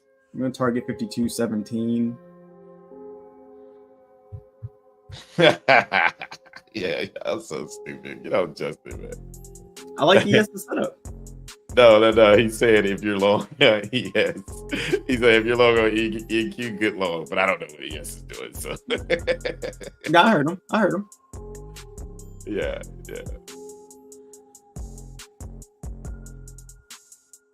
Yeah, I want lower prices. Oh, well, good. I'm risking 2 points on this long on ES, so not. I think it's a good area. I just think we come down a little lower. Of course, now I got to sit through the in between those macros. That's why I'm waiting on I'm waiting on 1050. Yeah, go. Get your money, Justin. Oh, ES ain't playing either. Let's go, Justin. I should probably probably take a picture of this. They schmoving right now. Let's get it, baby. Let's get it. Massive. Just don't reject here. Facts. Yeah, this is your opportunity to get out if we don't push up here. Good trade, Justin. Thank you. I'll show you on my screen. What up, Destiny? How's it going? Long time no see. How's our boy Emmett doing?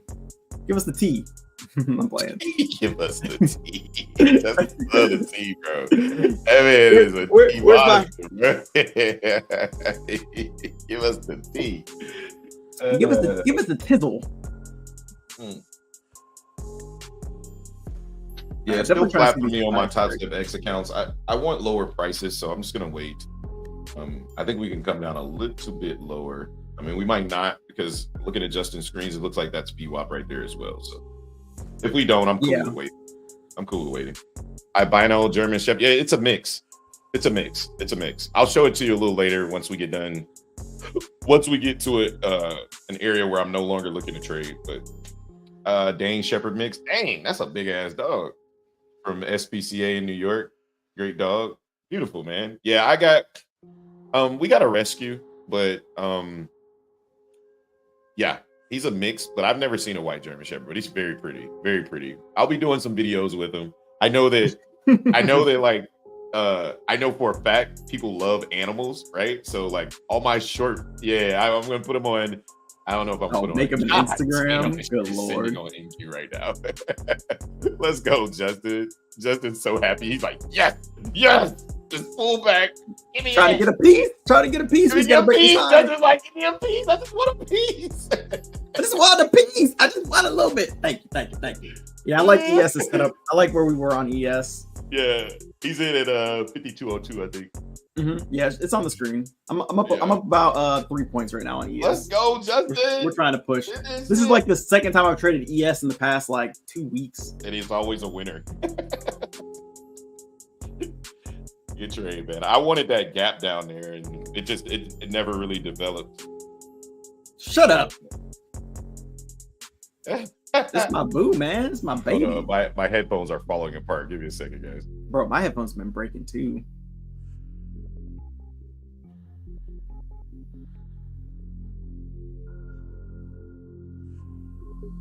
All right, I'm good. Oh, out Instacart instead of just tuning in to listen. Oh. Yeah, I want lower prices. I'm gonna wait. Looks like we're pushing back down a little bit, so we'll see. On the 1 minute, it looked like we had a nice little falling wedge that we broke out of, but starting to fail here a little bit, so we'll see what happens. I'm looking at the 1 and the 5.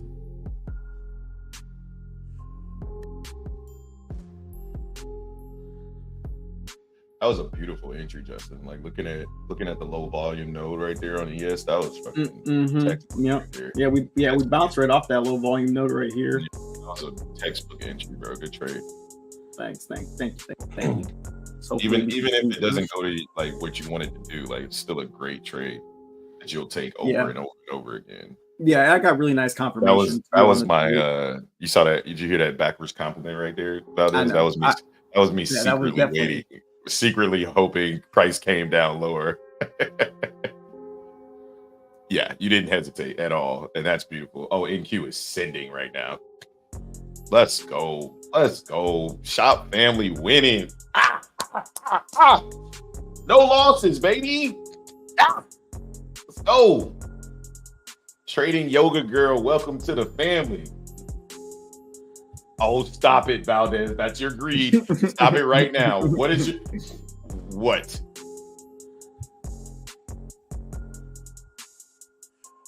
Oh, yeah. Well, just remember, like, you always just trade to your target, right? Like, We've gone through this, right? Like, yeah. He's like, give me my fucking money. Yeah.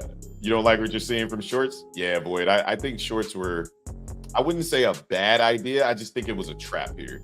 I think this is a trap area. I mean, we just think about it, Boyd. Like you study, that other guy, right? So just think about like what just happened. we took 167, right? So after we take a high, what do you anticipate? You anticipate consolidation. So when you're selling right there, you're selling right into the consolidation. Inside of that consolidation, we anticipate a sweep of the high, a sweep of the low, right? So if you're selling right there, you're only selling into the consolidation, right? Until that low breaks at 147, we're still bullish, right? So just keep that in mind when you're taking that particular trade. So great trade, Justin. NQ's already above previous day lows, which means that ES should be pushing back to 52.14. Is your target the high, or is it my target is 52.15 is my target. Yeah, 52.50. Oh my God, you nailed it. Yeah, that's the daily fib for me. 52.14.50, and then 52.26 would be the ultimate target. So great trade, brother. Great trade. 52.15, but we just ran that high and got rejected a little bit. I don't like that so much, but we'll see what we do. You didn't. Oh, well, that's good. It's like, bitch, we out of here. The volatility is picking up. Like the tape is speeding up. Bro, look at the vid, years. Bro. This shit so is at 14, bro. I'm hoping to continue to see us. Yeah. Damn, NQ. Yo, you should have took this straight on NQ. I'm sorry. This thing is sending. Yo, NQ, what is happening right now? From that same area, NQ's up 30 points right now, bro. That's crazy. This is freaking crazy. Yeah, ES is up. ES is up 4 points for my entry, so hopefully we can continue. 5 points now. Oh, there you go. There we go. There's the push on ES. Oh no, it's definitely going. Oh, shop family. Let's get it. Get that money, baby. One of our members is trading his live account. You guys saw my trade. You see Justin's trade. Like we killing this shit today, baby. Let's go. Let's go. It might be an early day in the shop, guys. I'm not even gonna lie. Like, we might be off early today. Holla at the shop. Let's get it. Let's get it. They don't want to see us when we little. They gonna wait till we go to the moon. Then they gonna try to come and tap in. You know what I'm saying? Bro, the tape on NQ looks amazing. Keep holding this shit. Took 20 points. Love to see it. Jay cooking. Let's go, baby. Let's go. Oh, he only $500 away from being funded. Oh, we got the countdown to the funded account. Let's go. Look, can we not do that? Can we not? Let's go, shop fam. Ooh. Yo, this is nasty. Can I share this on YouTube? All right, okay. Bro, you're crazy, bro. You're crazy. All right, this is another one of our Discord members' entry. Again, he got a much better entry than I got. I'm already all out the trade, but he's trading his live account. Oh, let me switch to the screen. He's trading his live account and he's trading it with 1 micro, guys. 1 micro, and he caught basically this entire move. Look at this entry right here. Look at this thing. He's been in since 89 on NQ, right? And we talked about this morning, right? We talked about cautiously being bearish, but understanding that the narrative is still bullish, right? I took the entry at 107. Valdez took the entry at 89. Justin got in on the pullback, and he's currently printing because we understood the objective of price if we weren't going to continue to be bearish. If we weren't going to continue to be bearish, price is going up to take out Tokyo and London liquidity, period, point blank, right? You buy low, you sell high. That's the end of the story. Were we low or were we high, right? The question, that's the simplest question. Are we low or are we high? If we're high, you sell. If we're low, you look for buys. It's that simple, right? Justin and I didn't feel comfortable taking the lows at the lowest point. Justin waited until we printed. He is very good at recognizing the continuation. He liked what he saw better on ES, so he took the trade on ES, and now he's printing on ES, right? And he has a very nice target in mind that the market can very well get to, right? Valdez has a target in mind that the market can also get to. Shout out to the shop boys, man. Let's get it. And girls, and ladies, because the ladies be kicking ass in here too. Don't get it twisted. Bum got my 100 points. Hey, let's go, bro. All we do is print, baby. All we do is print. Let's go, baby. That's it. Let's get it. Everybody eating. Everybody eat, baby. That's how we do it. I've asked this before, but what time frame do you watch the VIX? 1 hour to the 4 hour. Right now, I'm watching the 4 hour because even the 1 hour is super choppy, which is good if you're bullish, right? And that's what I said this morning. I'm cautiously bearish, but the volatility index is telling me to continue to be bullish, right? When the volatility index is still below 14, you long this market, right? Period. Like, there's nothing to talk about. You long the effing market. Let's go, bud. Another Discord member in the chat says he's up 500 on the day. Let's fucking go. And we're not calling trades. These are Discord. The reason why I'm so excited is because we're not calling trades. Discord members are learning. They're being educated, right? They're taking that knowledge and they're determining their own plan on the day. And they're making money based off the education. So anybody that thinks that I need to share my calls or I need to share my screen when I get in, when I enter, when I exit, you're just wrong, right? Education is way more powerful than me handing you what to do, right? Bud is as green as they come. Trust me when I tell you that. Emmett, one of our top performers in the Discord, was as green as they come when he came to our Discord. Bud's been in here for less than 2 months. And now he's consistently printing money on a daily basis. And that's what it's about. Get the education, surround yourself with traders that want to be better traders, not better prop firm traders, right? Not saying don't trade prop firms. I'm saying learn the skill, not the gamble, right? Learn the skill, not the gamble. There's a difference between skillful trading that you can oh, let's go, Justin. Let's go get to that target, baby. Let's go, man. Gripping. Let's go. Let's go. Justin, don't move that stop, bro. Don't move that stop. Now I should be good now. I'm securing. I'm securing the. Are you in 6 cons? Oh, yeah, I'm in 6 cons. I'm securing the like 3-to-1 right here or something like that. 3-to-1, perfect. Yeah, I'm securing the 3-to-1 right here. Good job, man. Good job, bro. I just get really excited, guys. I get really passionate about other people's growth, right? Because I know that journey, right? I know how powerful that journey is. I'm not even in this trade. I was in it earlier, right? I got out at my target. I'm done, right? I have another couple accounts that I want to trade. So I'm going to wait for my setup. I'm not a continuation trader. That's why I passed on the opportunity that Justin saw, right? I don't do well with those opportunities. So I'm just going to sit back and wait and cheer for my team. Let's get it. Grind mode, baby. And Pip, I know what you were doing this morning when you asked me the question, okay? So don't think I don't know your shit already. Like I'm hip to what you do. I already know. That's why I wanted to thoroughly explain my thesis on the shorts. Mother lover. I know what you did. I already know what you was doing. I was like, I know what he's doing. I was like, we've talked about this thoroughly. I was like, of course I know what I'm doing, bro. Like, I'm not looking to short this shit way down here. Like, no way. And this motherfucker trying to short.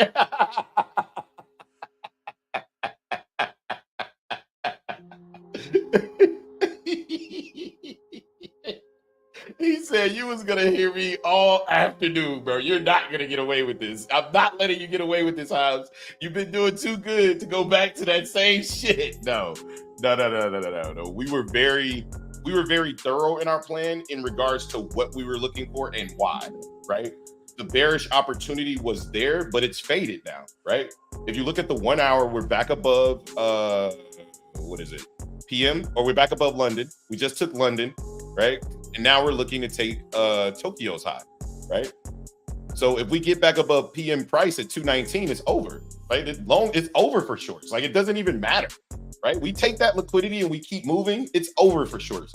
Do not look to short this market at that point. It's done, right? And understanding the assignment, understanding the protocol, that's how we pick our targets and we're able to get in, get out It's a mixture of ICT, supply and demand, macro time, support and resistance, trend line trading, right? Like we're using it all because we don't care about labels, right? I told y'all, it's just like the what's that movie, Biker Boys? Bro, we doing whatever the fuck we want, right? We don't care about labels. We don't care about how people label our trading. We do whatever we want. As long as the end result is making money, we do what we want over here. So join the community, man, if you're interested. Like I said, link is in the description down below. You better get in before we raise the prices. So thanks, gentlemen, for all the help. 11 out of 10. Highly recommend the Discord. Man, we appreciate you, man. Keep going on your journey, bro. The end goal is to get paid, bro, and you're almost getting there. So let's keep pushing. And again, my focus is definitely on just making people better if I can, right? If you hate me, you don't like what I do, that's also okay. I'm cool with that, right? I'm cool with that. I can deal with that. All right, let's see if we can trade above the daily fib here. This is another area that buyers or sellers should be looking to defend. And again, they're just trapping more shorts up here. So, and then ask yourself, if you're looking to short the market, just zoom out and look how many times, what's happened every time we try to pull back, right? So we just took a high. So we just took a high at 203. So I anticipate a slight pullback and more consolidation before expansion. So yeah, it might take me out here. Okay, good trade, man. Either way, bro. Yeah. Either way.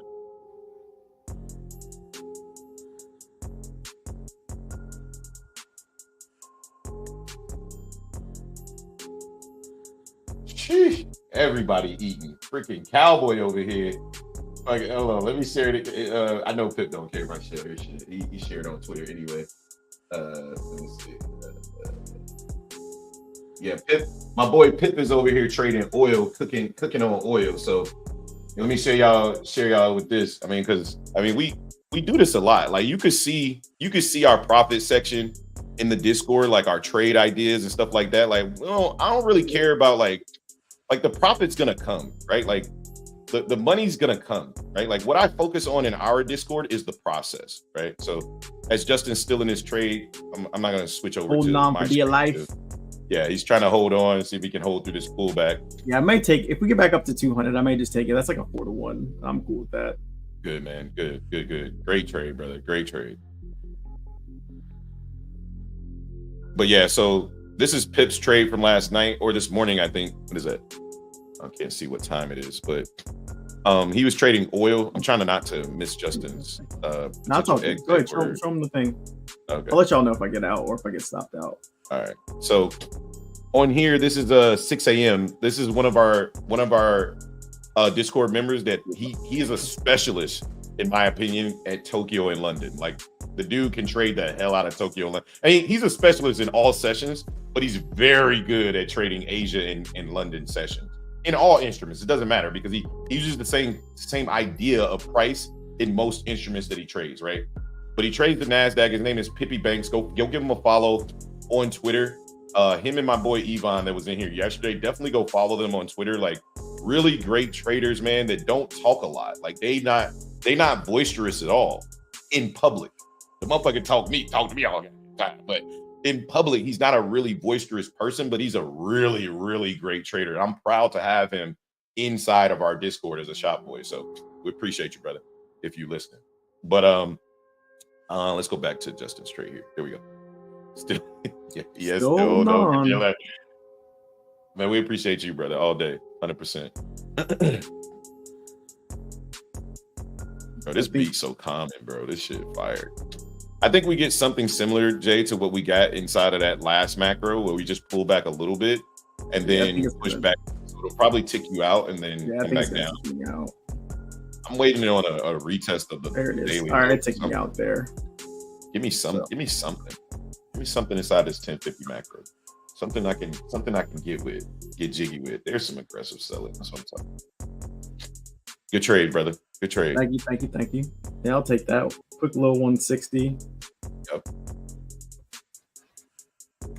Only a 50. That was only a $50 risk. So that was a 3-to-1 trade right there. So very good, man. Very good.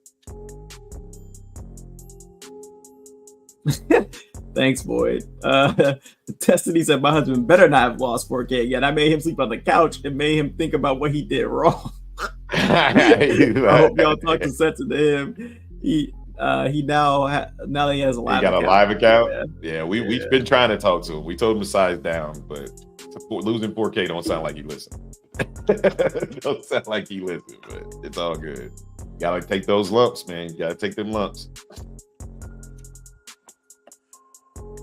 All right, so now what I'm looking for on the NASDAQ is you want to go? Sorry. Yeah, I can share the other screen. Yeah.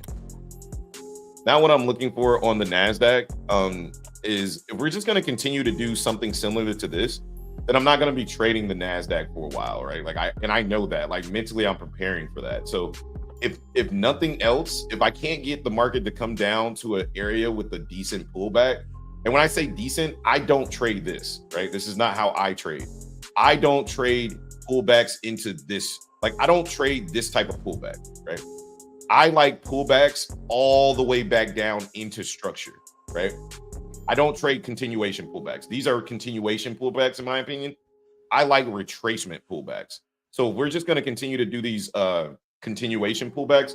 It's not how I trade. So what I'm looking for is any of these purple boxes to be tapped, right? And we just created another one right here, right? Like this is another area that I would definitely entertain the market at, right? And again, that means that I may be waiting for a while, but I'm completely okay with that, right? Like I'm good with that. Like it doesn't bother me at all, not one bit. So, and then on the 1 hour, it looks like we're trying to create some demand here. So maybe we don't come all the way back down here, right? And we build newer structure. Like the higher we go up, the more I'm liking the structure that we're building on the 5 minute. I mean, but this is a beautiful, zoom out and look at the freaking 1 hour. Like this is a beautiful inverse head and shoulders that we're printing right here. The previous day low is basically acting as the right shoulder on a higher time frame, right? So beautiful trade. Beautiful trading today, man. Great trade. Yes, we're tapping into another low volume node, and that same low volume node acted as resistance before. So hang on a second about this. What were you saying, Justin? Oh no, I just said we're tapping into another low volume node and using it as support after we use it as resistance. Justin's really nice. I think we continue to rally. You saw him breaking up. Oh yeah, just a little bit. It might have been your Wi-Fi or something. Yeah, it says the connection is unstable. Yeah. What were you saying about this? You're all out? Okay.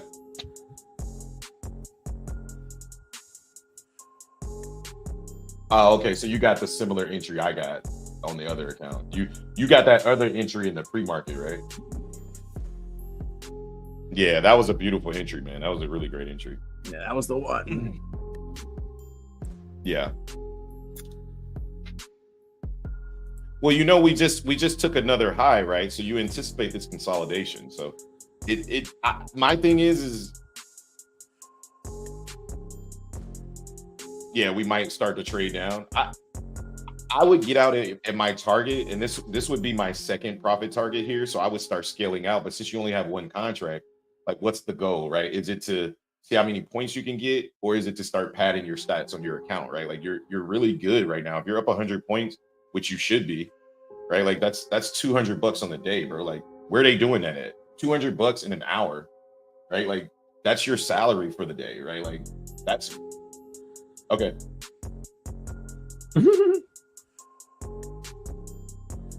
Yeah. She talking shit, and she telling all your business right now, Emmett. he said it's getting louder in the facility. But did y'all just say my wife is on y'all YouTube? Yeah. She talking shit. She told us she said you lose some more money. You have another big loss day. She making you sleep on the couch. See, your wife and my wife are very similar. Very similar. She coming in telling all the tea. Don't keep speaking, Destiny. What else has he done that he ain't telling us about? Justin, bring the tea. I ain't bringing no tea. I might have been citing some tea. I meant to say drink. Oh, make some tea? Okay, what you want? You want chamomile? You want chamomile? You want some ginseng tea? What you want? I got you. Oh man. All right. Changing the music up a little bit here. We're tapping into that 1050 Oh macro. my God. Again, the market has an objective here, guys. Like it's really pushing for that Tokyo and London liquidity, right? So market continuing to push here, very aggressive pushing. This song, by the way, is called Macro, so I felt inclined to play it. So if you guys hate it, deal with it because it's called Macros. Damn, all right, so again, Tokyo liquidity. Again, I feel no FOMO in this situation, guys. I really don't, because I know I missed the entry that I would have gotten, and trading on that other account allows me to take part in some of it, get some benefit from it, and still not be worried about it, right? So the objective now is to take out PM price at 220. We get above PM price at 220, we're going to trade above 272, right? So let's see what happens. Yeah, I feel much better. Yeah, you got it out of your system, right? I feel much better. Yep. And that's how I felt. I was like, all right, let me just take this somewhere else because the entry's too late for where I really want to trade on my other account. So I'm going to take it here to get the FOMO out of my blood, right? And then I'm like, okay, I got the FOMO out. Now I know where I want to trade. And now I'm just waiting on price to come back. It'll come back, guys. Like, if you're not in it and you're not a continuation or a momentum trader, just stay away, right? If you want price to reverse, we already know the objective. The market's bullish. Like, the market's shown its hand. It wants to go up, right? Like, it's very bullish, right? So just wait, right? I know inside of that 1150 macro, maybe we get some pullback or maybe we don't, right? And if it doesn't, then I just walk away, right? Like, the market isn't set up for me yet, but I know the objective of price now, right? Like, there was a little bit thought that, okay, maybe the bears are back this morning. And why? Because it was a valid thought. Once we broke below the low, it was like, oh, okay, this is valid. But where is the next area of price can bounce? It bounced there, right? So. Yeah, and the only reason why I took that continuation trade was because of the fact that I had an area of interest down there, or else I would have taken it, right? Like, that was the one thing. And like I was telling Void, I think it just comes down to being burnt in the market enough times to just know better at this point. Like, when you touch the oven enough times and it's hot, you just learn not to touch the oven no more, right? It might take you a while, but that's why, like, when I saw, I'll go to NQ real fast. Go ahead, brother. Go ahead. I didn't really have a good level on ES. God, this thing is going. But when you see a rally like this and it's this strong, shorting the market at that point, it's in my opinion, right? It's not a good idea. For one, like Hobbs kind of said, we're in the middle of price here. Like, we're not in an extreme, and the market, and that's why I kept saying, like, I don't feel comfortable wanting short. Like, everything in my brain was like, you need to look for shorts. You need to look for shorts. And I started putting lines on my chart, and I'm just like, I really don't feel comfortable doing that though. I think it's gonna be short lived.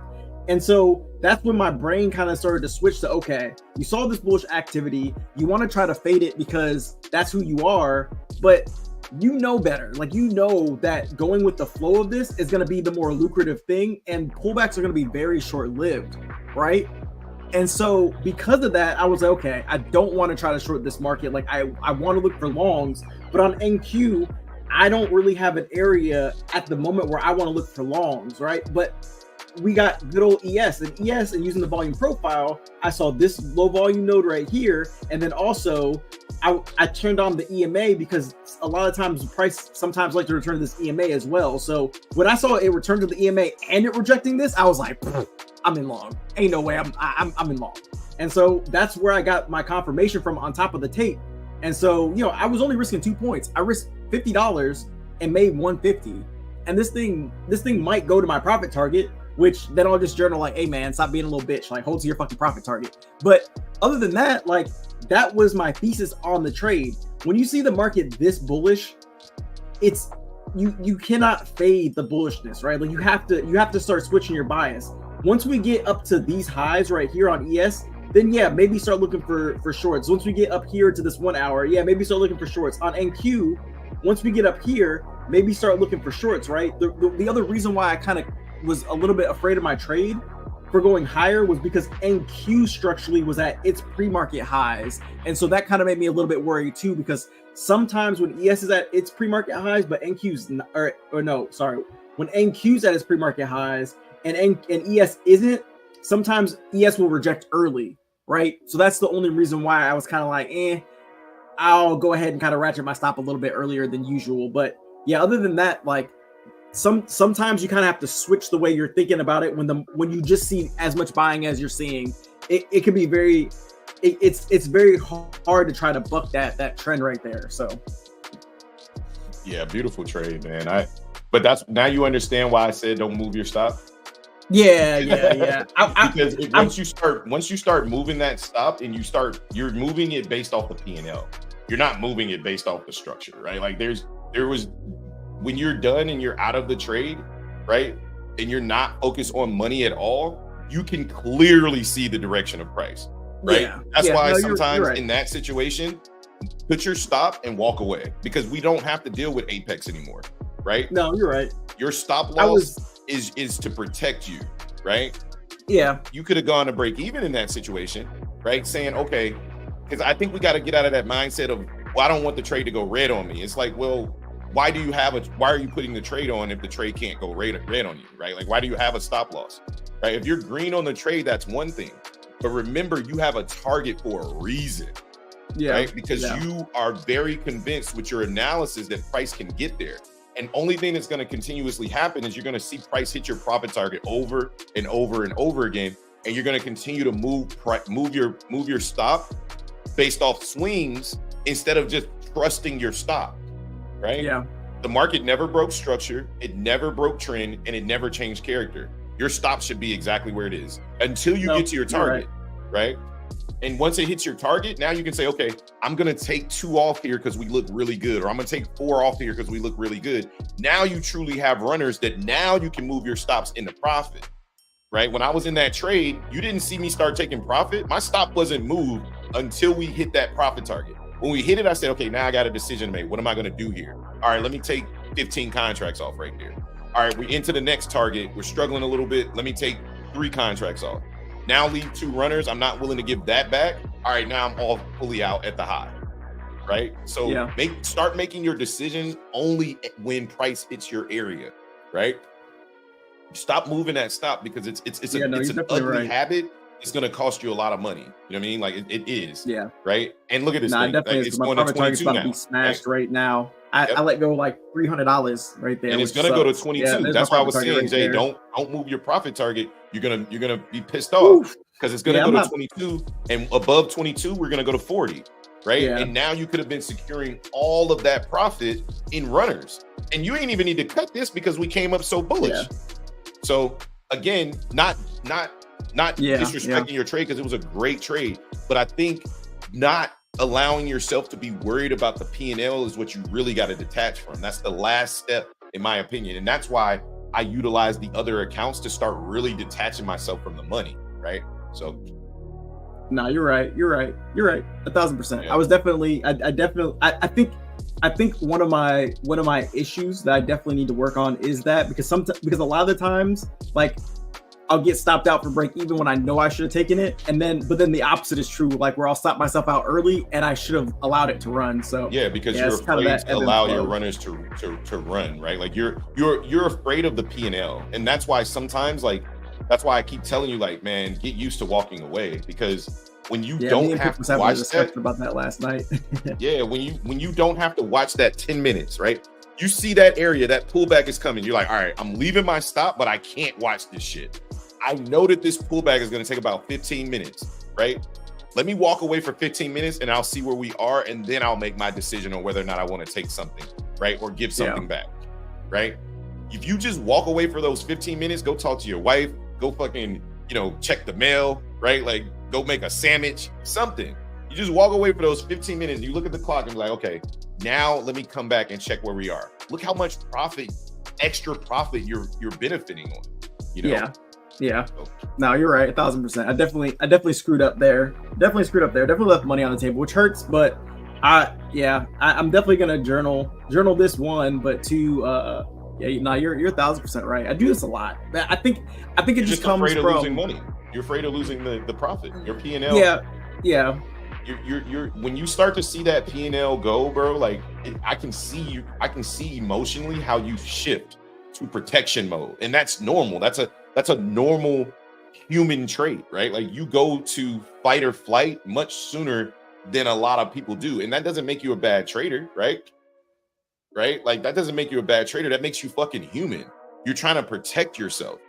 But in order to be a better trader, you have to ignore that human emotion, right?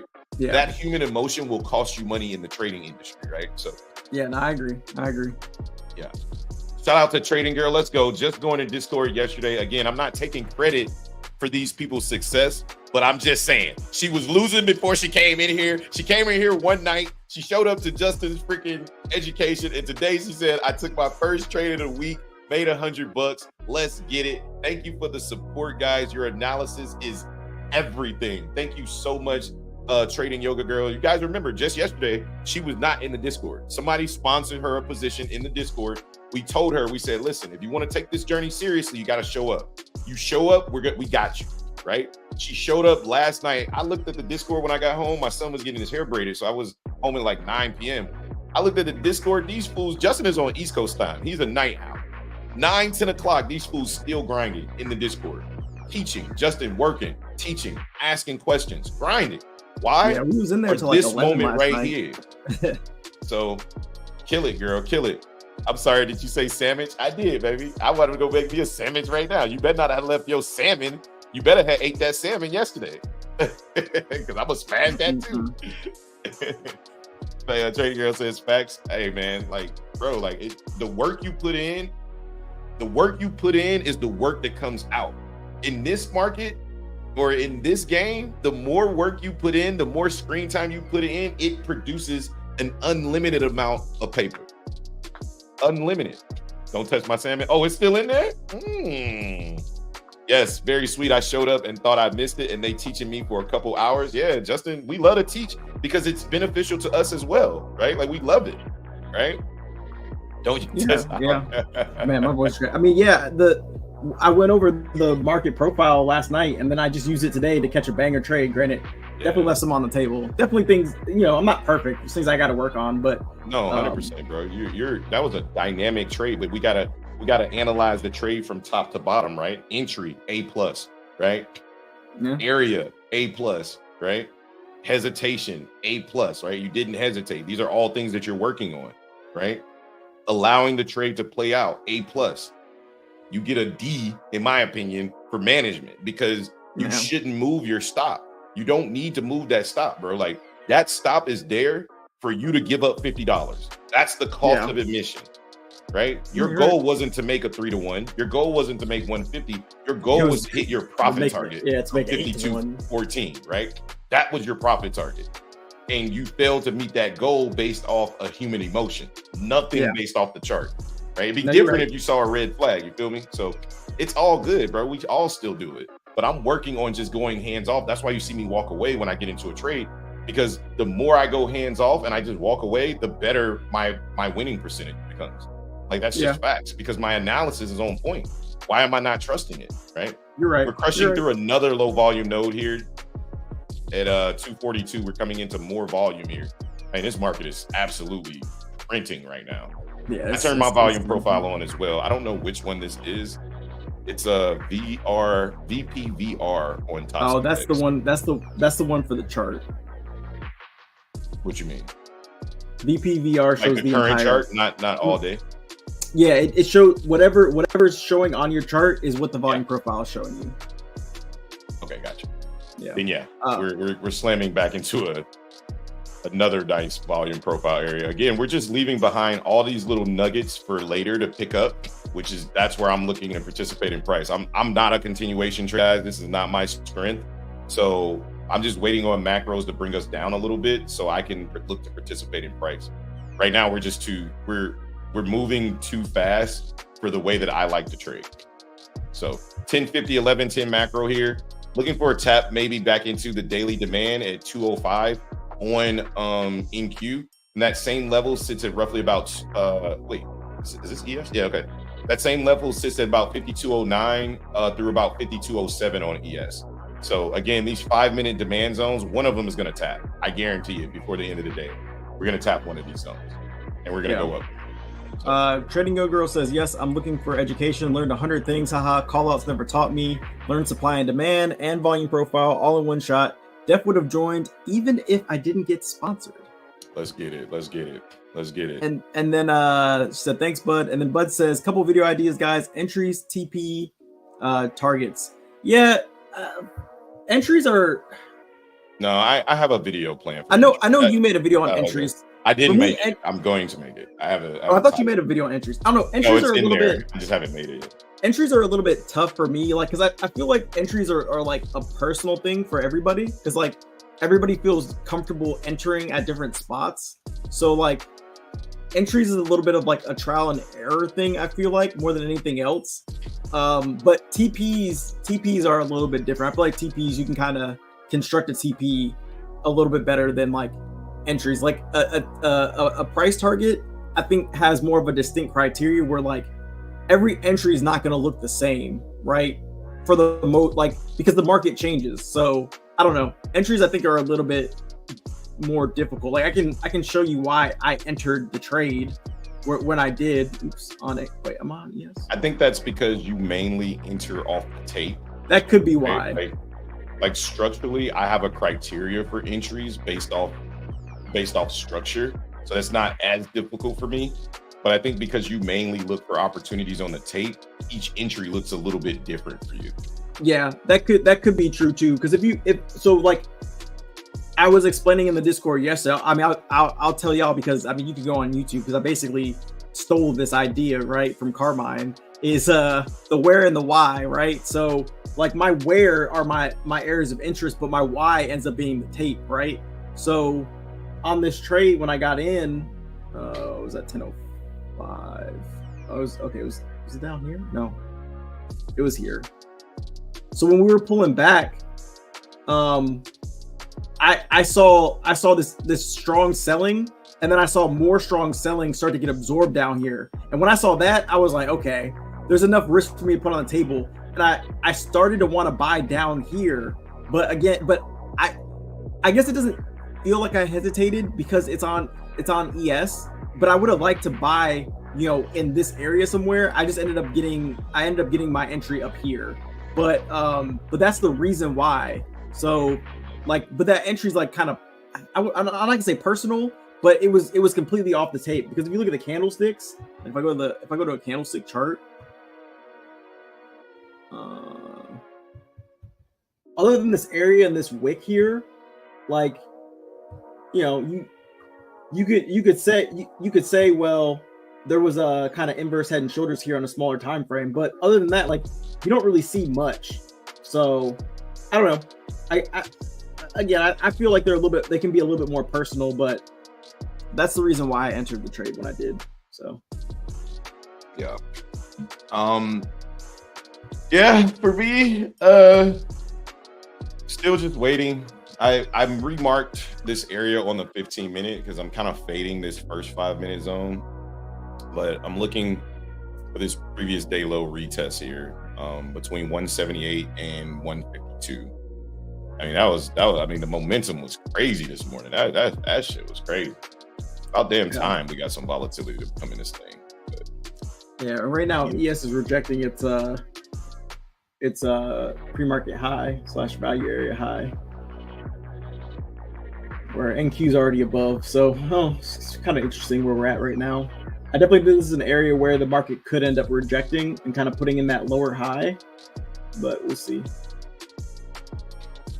Wouldn't that be nuts? Wouldn't it be nuts if we rallied all this way? Because that was like, I mean, how many points of a rally was that on ES?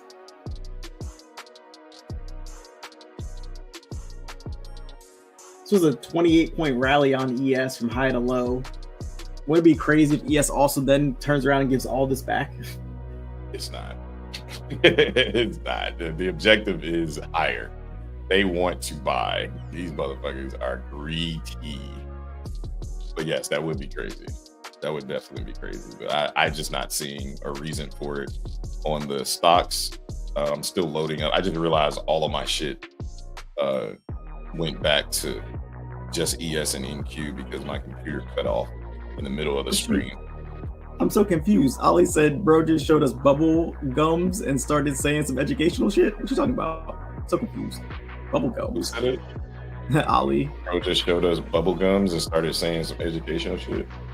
I don't know what bubble gums are. You have to clarify, Ollie. I don't know what you're saying. I'm confused. Are you talking about the bubbles from Bookmap? That's just buyers and sellers. Oh yeah, I mean that's just buyers and sellers. It's a level 2. That's all it is. You know what that is? Yeah, Bookmap. Yeah.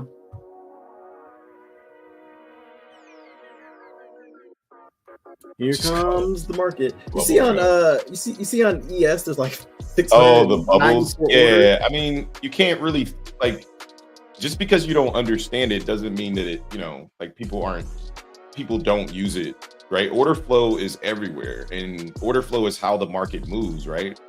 All Bookmap and footprint charts do is they give you a visualization of order flow, right? So if you want further education on it, we can educate you on how to use order flow, right? But if you're not interested, that's cool too.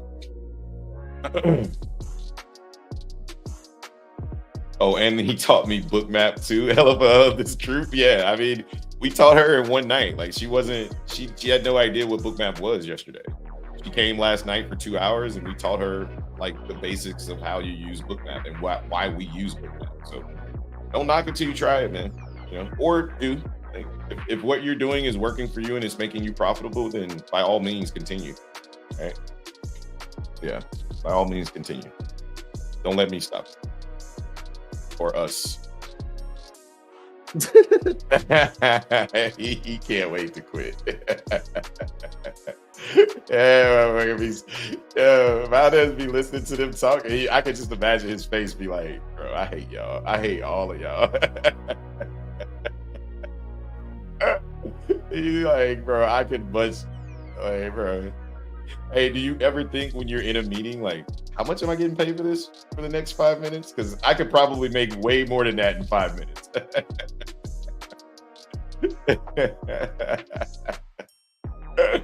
That's funny.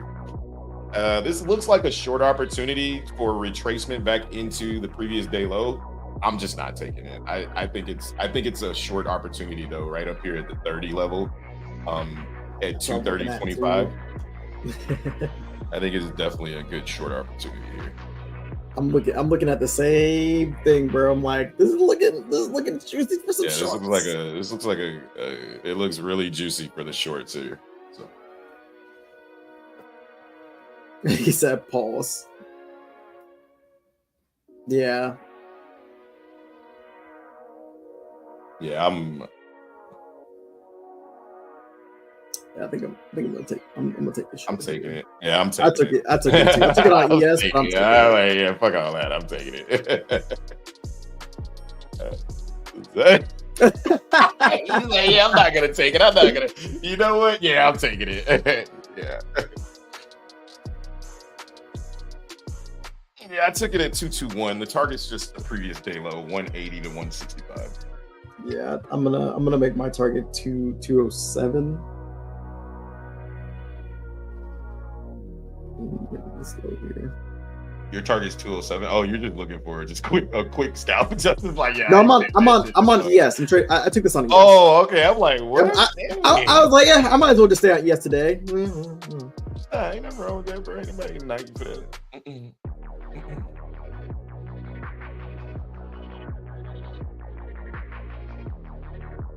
What's up? Actually, I gotta go for it. That's wild, bro. I can't wait. I'm excited. I mean, like I said, it's not like I've never been live before. You know what I mean?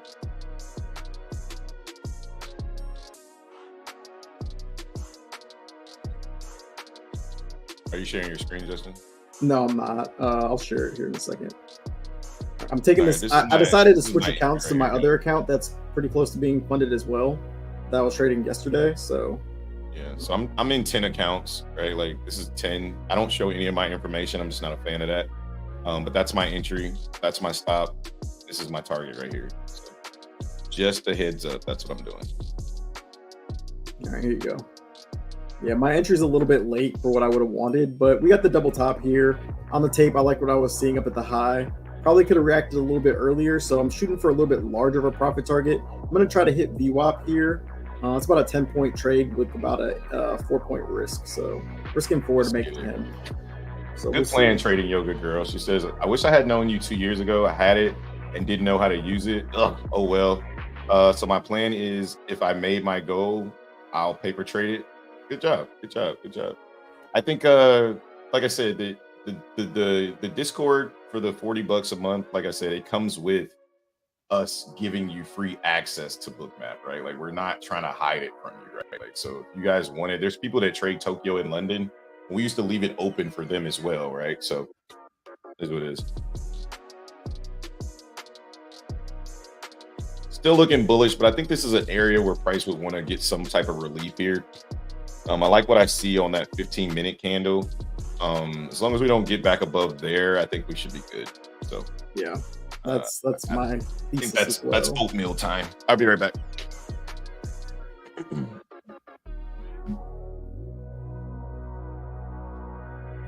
That is my thesis as well.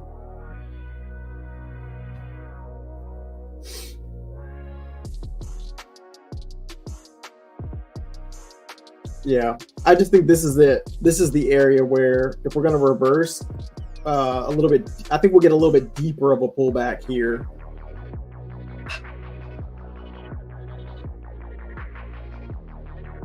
Yeah, I wish I would have got in a little bit sooner. Like up here, I'd have felt a little bit more comfortable. But I think we're going to come back up and then come back down further. But we'll see. That's why I was looking at I took this entry based off the 15. I saw the 15-minute the 15-minute candle basically reject, and then the 5-minute come back, or the next 15-minute come back and reject as well. So I was like, yeah, we'll reject on the 15 pretty nice. So I'll try this. I'll try this trade.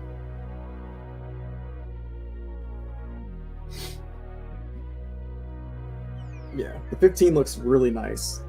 Again, I just wish I would have taken it a little bit sooner. I kind of didn't. It's not that I hesitated, but I just wasn't really reading it. But yeah, no, I like this. I like this trade. I think this trade will come down. I think we'll come down at least to around VWAP is where I think we could see. So, and the goal of this trade is just to hit my profit target. I would love to see us come down and smash that.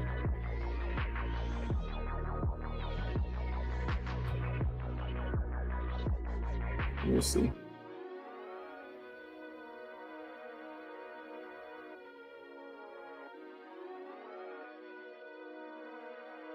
We got about 6 minutes left in this candle, this 15-minute candle. I'm watching the 15-minute. I guess I'll throw up the 15 here. This is what I was seeing, right? This 15-minute double top here. I wish I would have got in like up here somewhere.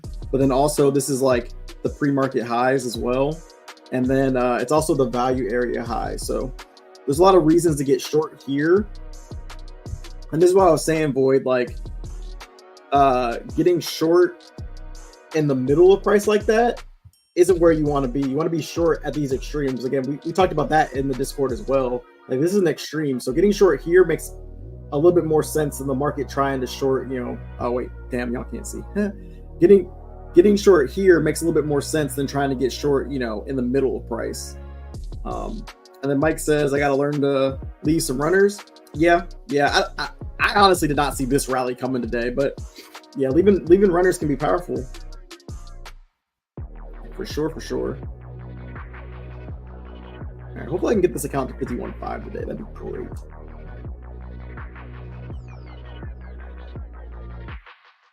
I'm really liking this 15-minute candle right here. This is a really good 15-minute candle. Hopefully in the last 5 minutes, it can close down here at the low. I just don't want to see this get rejected. We're at a low volume node right now as well, but I think we push through. Honestly, I think we can give a lot of this move back. I honestly do.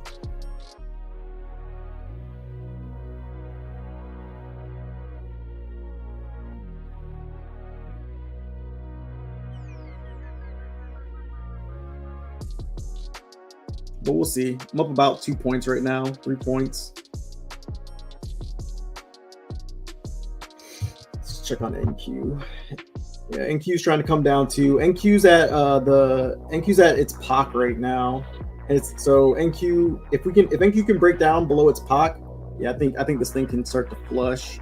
ES is below its POC, so that's positive. Let's go. Printing.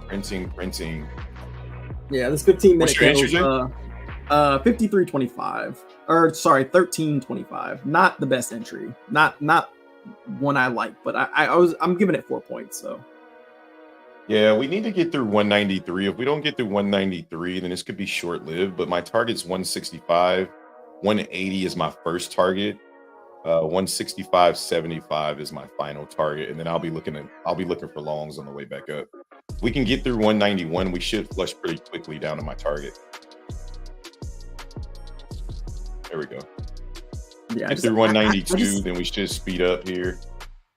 I just have a feeling that bulls might have not gotten trapped here, but there's a lack of buying at these highs. So I'm very curious to see whether or not we actually. This is the objective being met, right? Like we took out Tokyo, we took out London, right? So now let's trade lower, right? My goal is to get out at 65. So whatever the fuck the market wants to do after that, that's fine. Whatever the fuck the market wants to do after that. I don't give a shit. Fuck this market after that. Yeah, definitely wish I would have been a little bit more aggressive here, but really nice 15-minute candle right here. This 15-minute candle is engulfing the previous 15-minute candle on ES, which I really like. Well, I just want to see this candle close strong, and then it looks like 5208 has a good amount of liquidity up there, so we'll see what we do up there, or down there, but yeah, I guess it's not much more than usual. 195.50 is the POC. And it's the previous low on the 15-minute, guys. So we need to get through 191, and then we should push down. But if not, then we're gonna come right back up. So yeah, on the session volume profile, we're actually below the POC right now. So on mine, it's not below. So here, let me share.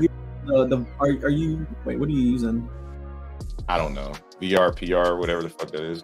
That's why. Oh, yeah. So zoom out a little bit more, like to the so that you can see the entire like pre-market day as well. Oh, zoom in.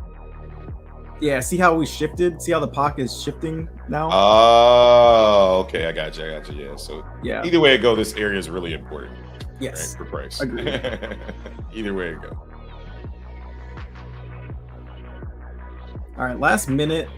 Definitely want to see these sellers continue to put pressure on these bulls in the last minute. I don't want to see this come back up because the last minute is normally where the bulls or the bears really try to finish each other off.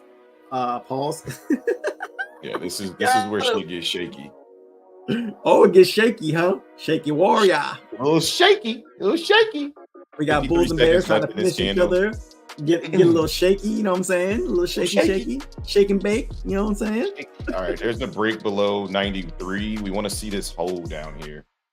Yeah, I really like what I'm seeing on NQ. So ES should follow suit here. We're just holding down at this low. Once we get to 89, we should be a straight flush right here, guys. Straight flush. That's what I want to see.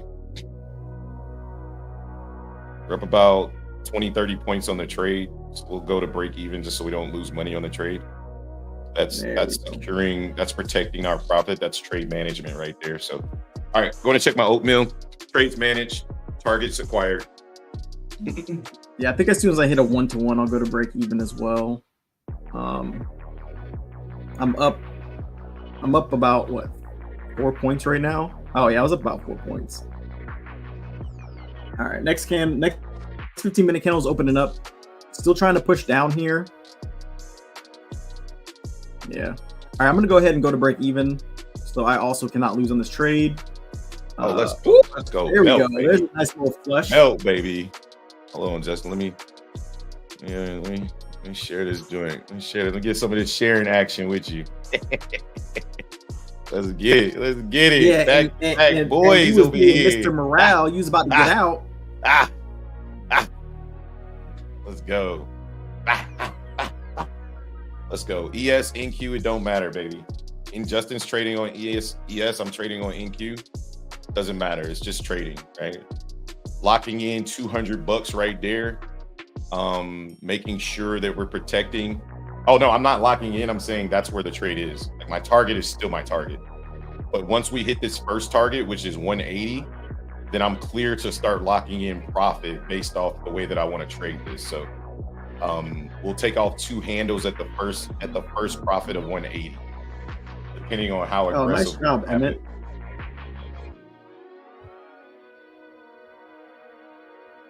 Here we go. Come on, get to 180 so I can take 2.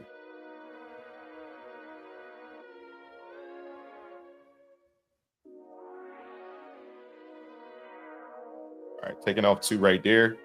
Locked in 2 contracts. Now 165 is the next target, and you guys can see that right there.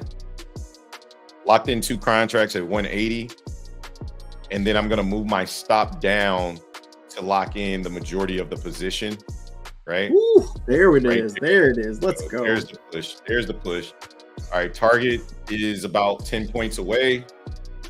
Again, securing more profit here, locking in that POC position right there at 193, right? Us not closing inside of this range right here is not a good sign, but I'm confident that we should be able to push all the way back down here. So I'm an idiot. What'd you do? I'm an idiot. I'm about to just flatten all my dumb ass. I did the right thing and then I did the wrong thing. I'm just gonna go ahead and get out. All right, I locked in 113. I messed up. I messed up. I went to go. I did the right thing by buying back. I did it a million times, bro. A million times. I did the right thing by buying back, and then I was like, wait, did I just mess up? And then I sold again, and then so it was all bad. So I just went ahead and took my profit. So whatever. Up 113. This is an area where price can bounce very aggressively. So I'm looking to probably secure profit here. Yeah, I'm getting out. I'm flattening all right there. This is an area where I would have looked to long the market, and once we don't get closure inside of this zone, I don't like it, so I just get out. I'd rather secure all of that profit, understanding that this trade was a pullback trade. So getting everything off inside of 180, I'm good with that. If we continue to drop down, I'm cool with that too. All right, so good trade, locking in about 40 points to start the day over here on Top Step X. So again, you got to remember, like, my risk is very much managed. I'm only in 3 micros, right? My goal is to make $200 a day for the next 20 days. That's all I want. And I just locked in $200 again. Win rate is going up, baby. Let's go. Be right back. Yeah. And I had a massive blunder right there. So, but we are back at that low volume node from earlier that we bounced off of. So that is another reason why I took profit as well. Let's see what happens here. See if this was a pullback to go higher or what.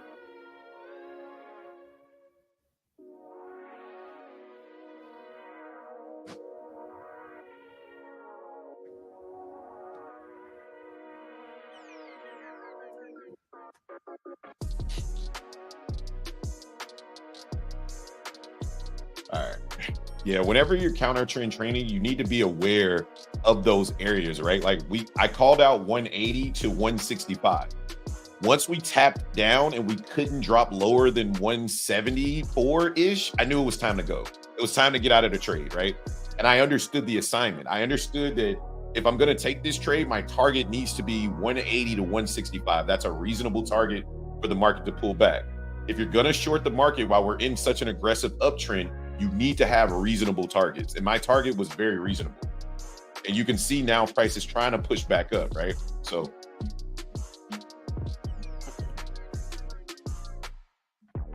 I wasn't willing to hold through many pullbacks, right? Like, just because the current trend is very bullish, right? And this is an area where I would be looking to long the market, not get short, right? So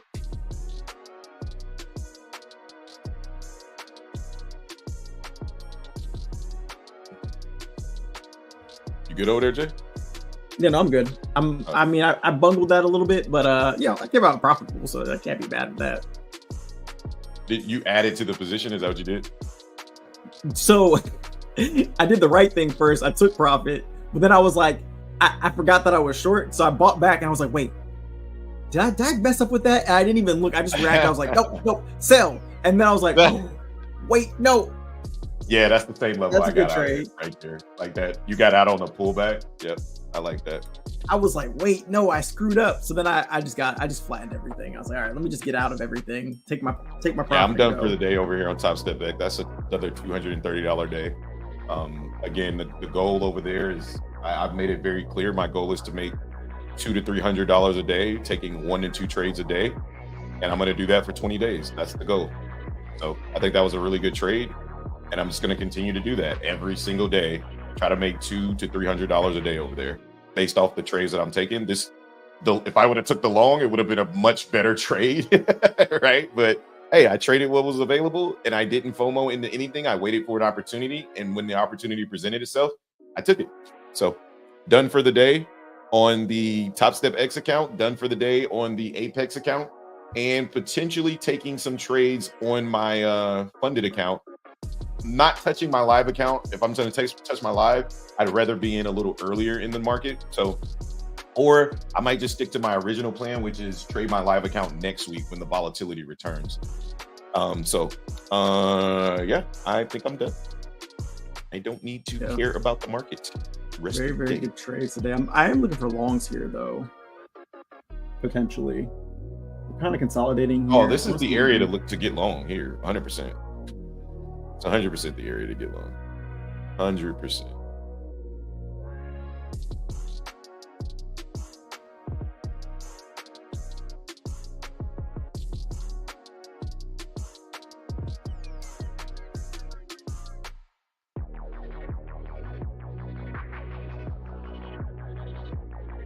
We put a bid below us right here.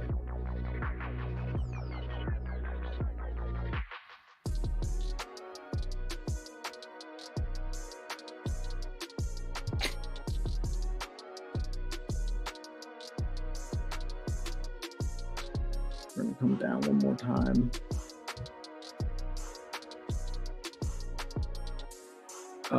Blunder. Yes, I have one too. While fixing that Dom issue, I somehow sold the market for a $300 loss while on that last run up. Then I shorted it down and gained 510, so 214 gain on the day. Nice though. I mean, you recovered. Nice. Good job recovering.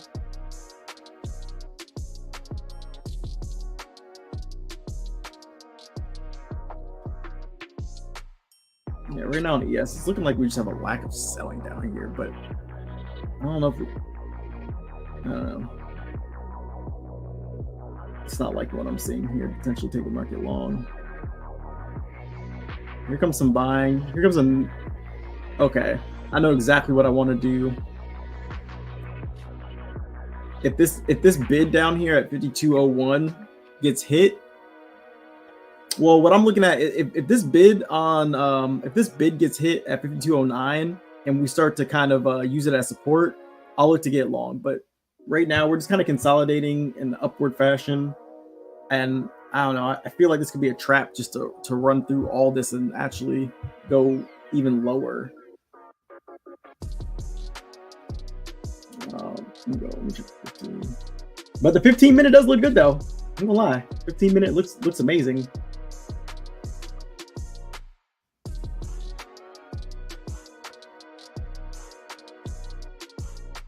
Yeah, I'm gonna be patient. I do like the 15-minute candle though. What a candle on the 15-minute. This is that 5-minute demand area right here. That I like. Nice candle on 5-minute as well.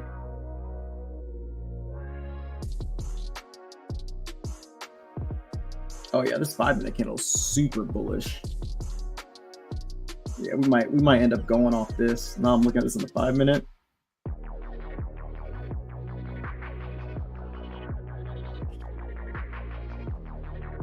Yeah, we might not pull back. So,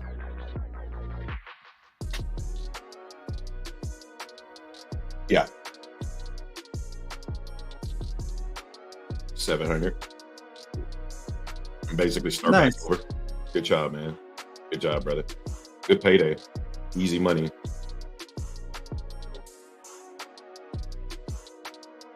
That's $600 in a week, bro. So that's what it's about.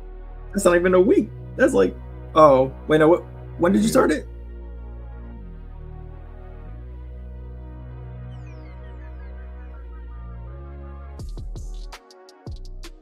That's awesome.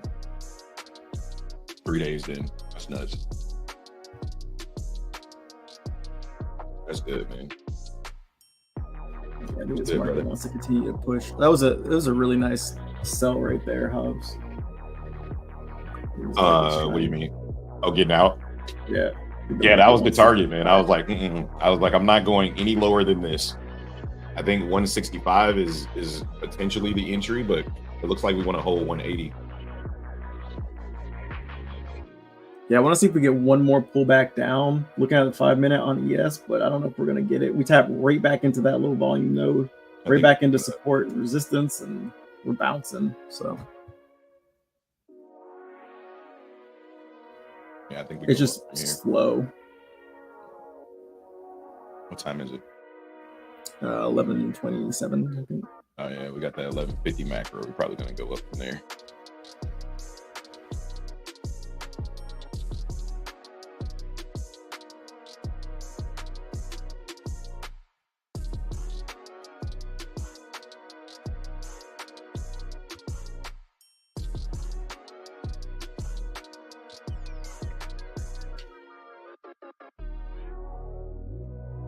Yeah, I want to see us come down one more time. But we did catch that deep retracement, though. Yeah, that was a perfect retracement. I liked everything about that trade, even my exit. Yeah, on the ES, that was a damn near 10-point retracement. But I'm long again on back on the TraderBait account. I'm done with Top Step X. It's closed. Nice. I'm long at 183.50. I just want to test out these 5 minute demand zones. I'm just taking it basically right off the top of the top of the box and just putting my stop behind the range and risking like $1,000. I don't even know how much this risk is. I think it's like $2,000. What's 40 points on 2 minis? 1,600. Yeah, that's the risk. Yeah, 1,600. Yeah. Yep.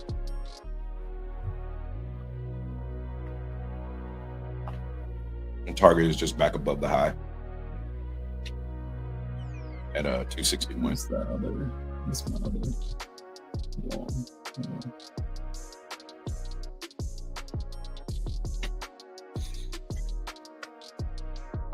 All right, second trade of the day on the TraderBait account, done with Top Step X. I'm long from 183.50. Again, just testing out this 5 minute strategy that I've been, studying. Again, same thesis here. Nice little pullback into this box, into this area, trying to find buyers here, risking about $1,600 on 2 minis, trying to target the high or whenever I hit 3K, I guess. So, yeah, that's the trade. See what happens.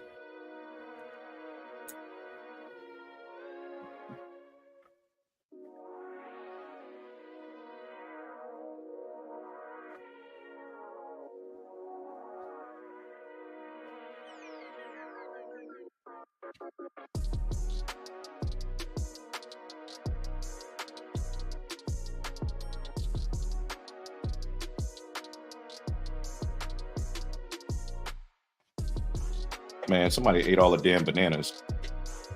I had 2 bananas left that I cut up and put in my oatmeal. Maybe I had 1. I don't know. Here we go. The bananas are gone.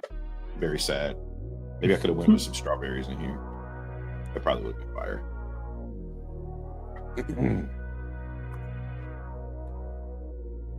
17,900 on the way. You think we're going down? Okay. Definitely look aggressive coming back into this sweep.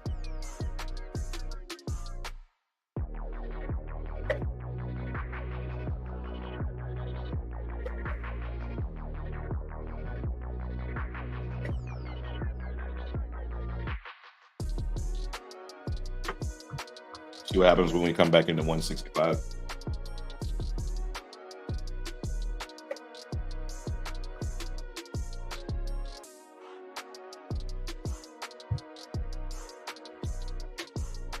pulling back into that consolidation again. See if buyers defend this area right here, or if sellers want to take over. Yeah, right now on ES we're trading at the POC, so kind of curious to see what happens. I don't really see an entry long though, but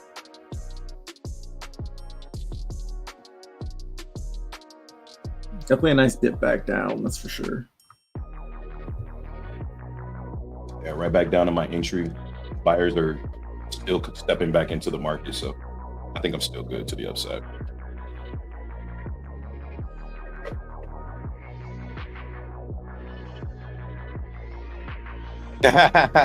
He said, we.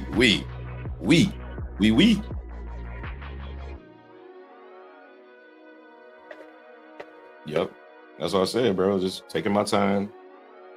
I'm taking my time, $200-300 a day, just trying to prove to myself that I can do that, right? And it's more than just the proving to myself. It's proving to myself that I can be disciplined enough to stop when I hit my target on the day, right? And not go back into the market, right? Am I done trading? No, I'm trading other accounts, but I'm done. I've hit my target for that account. You know what I mean? And that's the discipline that I'm working on, right? Like just making sure. Yep.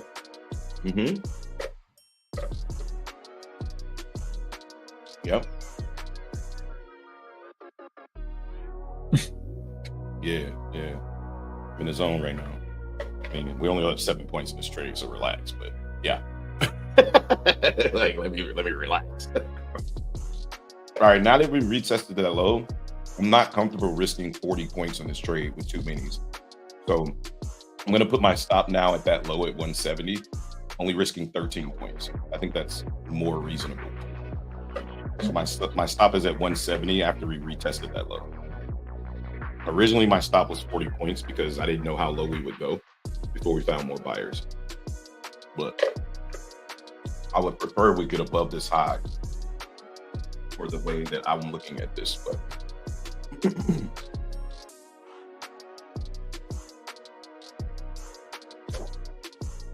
oh boy.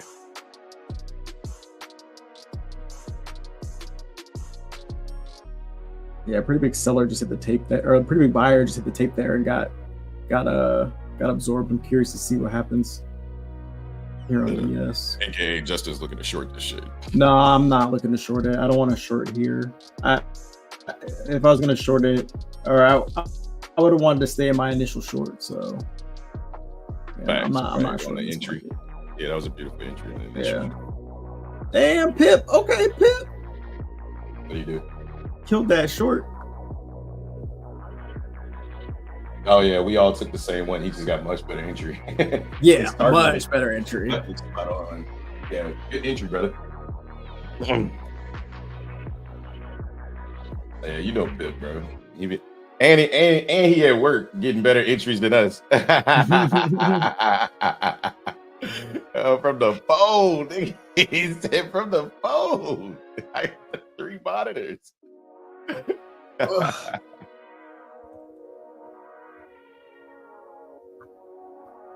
Oh, okay. Yeah, shorts. Say less. Beautiful entry, brother. Yeah, we took the same one. Yeah.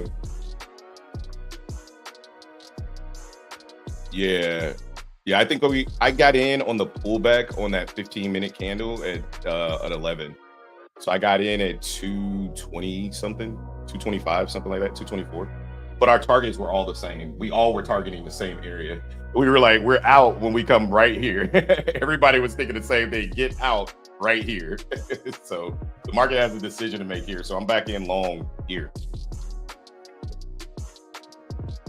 at 183. Probably will sweep for this 1150 macro, and then hopefully I can withstand the sweep with my stop. Maybe I'll give it the full 20 points. I do that. I think that's fair. 20 points is 800. Let me get behind here. I want to get behind this area. Yeah, I'll get behind here. Or I could just deleverage and give it the whole 30 points. Could do that. Yeah, because I'm not liking what the fuck is going on here. I'll deleverage. I'll get out of the majority of the position. That way I can risk the full range, and then I'll add the position back if the market starts to look how I want it to look. So I deleverage down to just 5 micros so I can risk the entire 40 points to give the trade the due diligence it deserves. I can't do it with the size that I was in. But now that I'm in the right size, I can comfortably sit in this trade with 5 micros with my full risk, because I'm comfortable risking 500. I'm not comfortable risking 16. So, yeah. Trading Yo says, all right, gentlemen, gonna head out. Is there live at the Discord today? We'll try to make it. Absolutely. Yeah, just be on the lookout on the announcements. It'll be posted there whatever times we do reviews. Mr. Pot Scraper's in the building and says, on the way to 17,900. 202 area could be where I take a quick short with a star. How the hell you put a star there? Okay. I was trying to look at my schedule. Let me see what I got today. What's today, the 8th? Oh, shit. You know what? I forgot. I got an appointment today, too, in Zalatown. Yeah, today is laundry day. Yeah, so I'll be home all day. So I'll do market review at market close, usually. The initial market close, not the official market close. I'm like, why? Yeah, we got.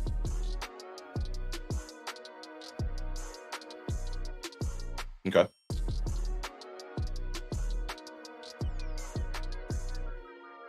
Gotcha.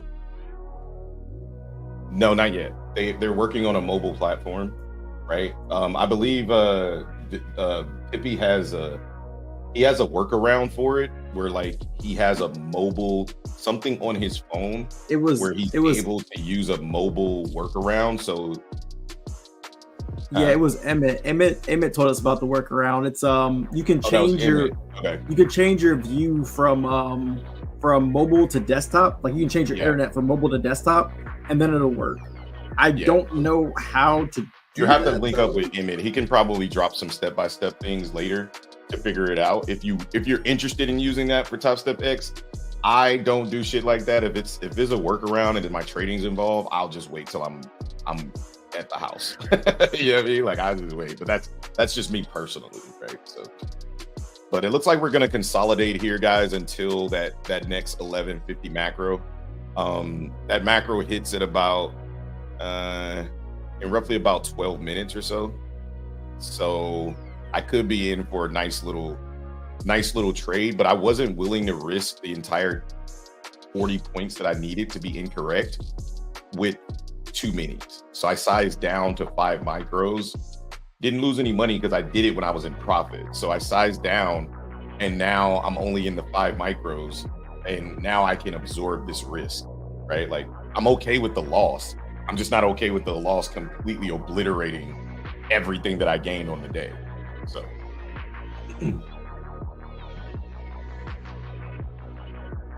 we could just, like I said, we could just sit here until 1150. At 1150, I anticipate us potentially trading down, right, back into this area, or we start trading up before we get to 1150, right? And then by the time we hit 1150, we're trading down for the retracement, right? So it's multiple ways I can look at this. But right now I'm looking at it in a bullish fashion, but I understand the thesis for the bearish fashion as well. So the Bears are definitely in the building here. Facts. Joe Zito coming from X. We don't see too many X people. We thought the people on X was bots. Yeah. Facts. If you're on X, are you a bot? But Joe says, do you guys do this every day? First time watching. Yeah, we do it every day. Every Monday through Friday, starting at 9 a.m. EST. And we normally stop around noon-ish. Sometimes we go a little bit later, but I know today is probably going to be a noon type of day. Oh, yeah. I'm going for a walk. I'm already done. What I'm doing right now is just all icing on the cake right now. Just more screen time. And Roberta, I think it's bullish. I don't think it's bearish. I understand the narrative for people that are looking at this bearishly, but I think it's more bullish. Like I thought you called him. Did you call him Roberto? Roberta. Oh. you thought I said Roberto? That's the only thing. I was like, did you call him Roberto? I'm pretty sure it's not Roberto. Joe says, not a bot. I see you guys on YouTube a bunch. Yeah, man, we're out here, bro. We trying to grow. You know? Yeah, Roberto. We're Bolia. The question is, how do you pronounce the last name? That's the real question. Right. Unix? I think it's just Unix. I think the X is silent. It's just Unix. Silent X. All right, guys. I'll show you where I sized down on TraderVate again. Still just in this consolidation. Like, I'm willing to take this loss, right? I'm really gonna absorb this loss because I feel like the trade is invalidated below here, right? Like, can I put my stop right here at 171? Yeah, we could, but I think we might sweep this low before we go up. And since I'm in the trade here, I'm like, my thesis is if we sweep this low at 170 and we still don't break this low, I'm going to add my full position down here, right? I'm going to add the 15 extra micros down here to go in with 2 minis, right? But I'm not going to sit in 2 minis expecting a sweep. I think that's a recipe for disaster mentally, right? So instead, I'm going to start a small position here, and then I'm going to add the position as long as we stay above 45. So that's the thesis here. Yeah, nice theses. But yeah, I'm with you. I'm just kind of waiting. We're just consolidating this area. There's a lot of volume that was traded in here. I don't know why. I feel there's more volume traded up at the highs for ES, but whatever. But we are consolidating quite a bit. So yeah, we're in between that macro. Once we get to the 1150 macro, it'll show the true direction of price right here. I think it's bullish. Other people think it's bearish. What you say, brother? I said either way, today was a great trading day. Very, very, very good. I'm very pleased with today's price action. I'm very pleased with today's trading, rather, execution. Execution wise, I think every trade that I took, I would stand by, right? This trade could be a loser, but I would stand by it, right? Like, I'm 100% confident that I would take this trade again, right? What I would wait for in this situation, looking back on it, I would wait for the macro to hit, right? But I wasn't looking at TradingView. I was only looking at TraderVate, and I didn't realize where we were in time, right? Had I knew where we were in time, I probably would have waited to get the entry a little later. So yeah. All right, here we start trading down here, which is a good thing coming into this macro. We want to start trading down, right, before we go up. So how much time do we got on this macro? Yeah, 10:43. About 7 minutes left in this macro. Like you said, we could go either way. We could go down, we could go up, but all the signs are pointing to potentially going up here. So you can only be one of two things in trading, right or wrong. If I'm wrong, I'll accept that. My risk is managed if I'm wrong, right? If I'm right, though, right, then, you know, my risk is managed, right? It doesn't matter. It's a good trade no matter what. I would take this trade over and over and over again. The only thing is I would change would just be waiting on the time frame to hit, right? Like I said. So. Gonna take my little 500 dip, gotta head to the shop. Let's get it, bro. Let's get it. Let's get it. Bud. Kill count, baby. Kill count. Where do you see that at? In the Discord. Oh. What you will do, you will just change the browser view from mobile to desktop to trade Top Step X on mobile. Forgot who asked. Yeah, it was Eddie. Eddie was asking. I'll just add Eddie in this comment. But I think Justin said the same thing. So. Yeah, that's actually a really smart workaround. Very smart workaround. Yeah. All right, we're starting to trade down, headed into this macro. The tape is looking extremely selly here, but the thing is, you kind of want the tape to look selly if you want to reverse, but you don't want it to look this selly, right? Like this looks like continuation, right? But let's see what happens at 165 on the NASDAQ. There's 140 orders sitting at 165, which would really piss me off if we go up from here, because that was my profit target on the short. But yeah, there's 145 buy orders right there at 165. So let's see what happens right there. Watching this area very, very closely. All right, time on deck is 10:45. I'm in drawdown here by about I'm down about $77, $82 right now. But again, the trade's not invalidated to me until we get below 45. So right now, I'm looking at the tape, and there's still plenty of reason to be very bullish down here. Very. So, Dr. Enigma wants to know what your candle indicator is right there. A lot of people have been asking. A lot of people ask about that. I got it from my ICT traders in the Discord. But it's the higher time frame indicator. It's called ICT HTF candles by Fadi, Fadi. Fadi, yaddy, yaddy, yaddy, yaddy, yaddy, yaddy, yaddy. All right, here comes 165. There's our freaking profit target hit on our freaking short right there, mother lover. But now we're in need to bounce zone here. As we start to feel this liquidity, I'm looking to add this position down here. If I get what I want on a lower time frame here. So I'm switching down to the 15-second, and I'm looking to add down here. Yeah, I'm liking what I'm seeing here. I'm gonna try long here. Stop below this low. Just risking profits.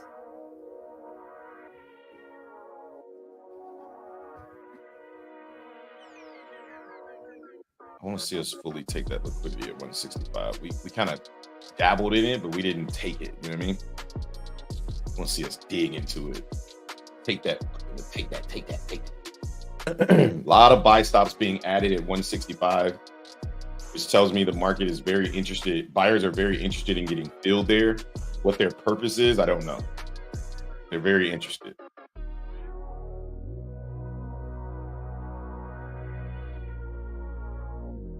I'm gonna go ahead and give this a 4-point stop, actually. All right, there's a tap into that 165 liquidity. This is what I want to put. What? No, it's fine. I'm a little upset, but that's fine. What'd you do? I was moving my stop, and then okay, I know what happened. Okay, it's all good. It's all good. I got back in. I moved my stop, and then I think because I hadn't pressed on the stop to actually move it, it filled me at where my stop was. So I got stopped out when I wasn't trying to be, but it's all good. I got a better entry. So I reassessed, I guess. Yeah, I added to the position down there as well. So yeah, so now my entry is down to 77.50. So I'm adding to that position, and now my risk is still the same, give or take, right? Where I'm in at.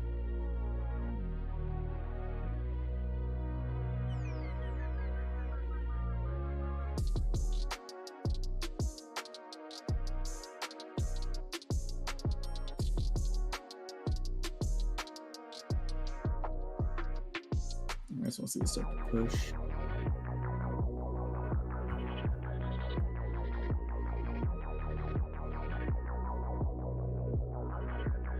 Very beautiful sweep right there. I mean, that's textbook on the tape.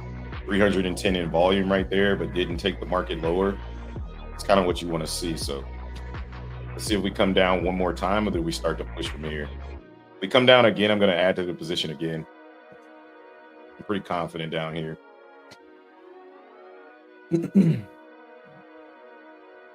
Still not in full position yet. I think we might come down one more time, but if we don't, I'm comfortable with the size that I'm in.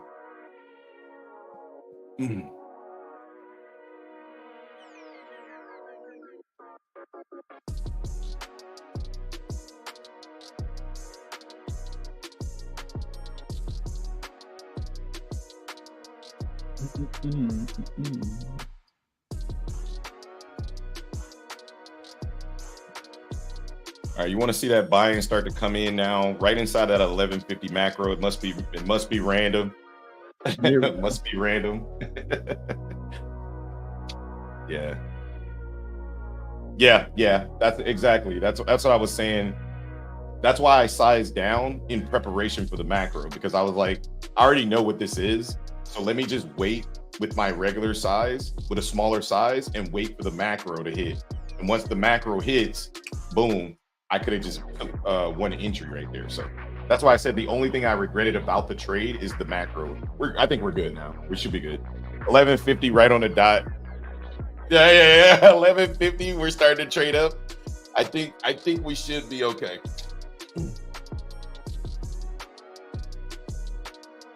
Yeah, 165 was the entry, right? Like that's where my target was to get out. So that's where I wanted my entry to be. So let's see what we do coming back down, or do we push back up out of here? Still just being very patient. If we, like I said, I have a plan. If we come back down, my plan is to re-add to the position. But I really like the fact that we're taking back over the high on the smaller time frames here. Did y'all get that same? Oh yeah, y'all did get that same little rejection that we got. But yeah, we got it. Happens. We rejected all of that previous consolidation up there. Yeah. I anticipated that. Again, as long as we don't give up 45, I'm pretty confident we're going up. But if we start to give up 45, then yeah, that will change the thesis on the trade whatsoever. I'm still looking to add more if we come down again.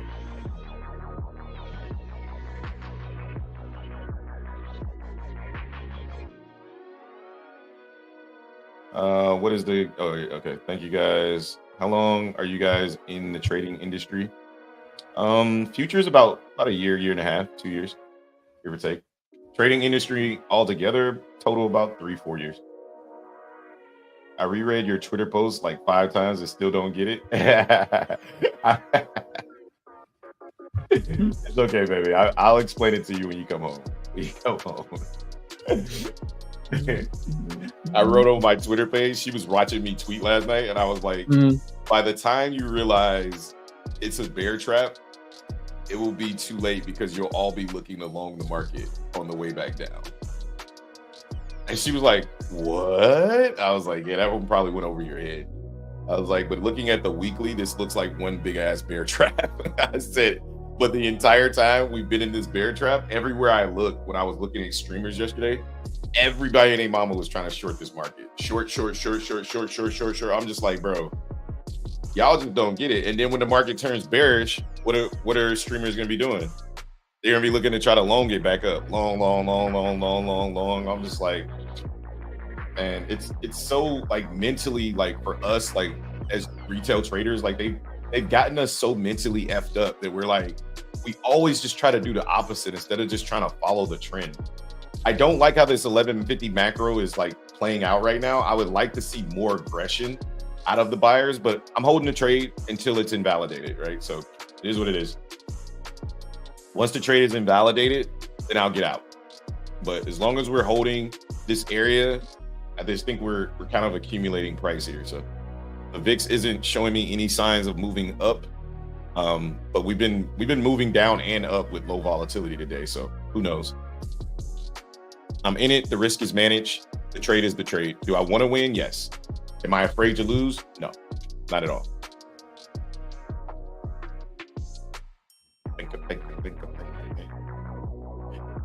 Think.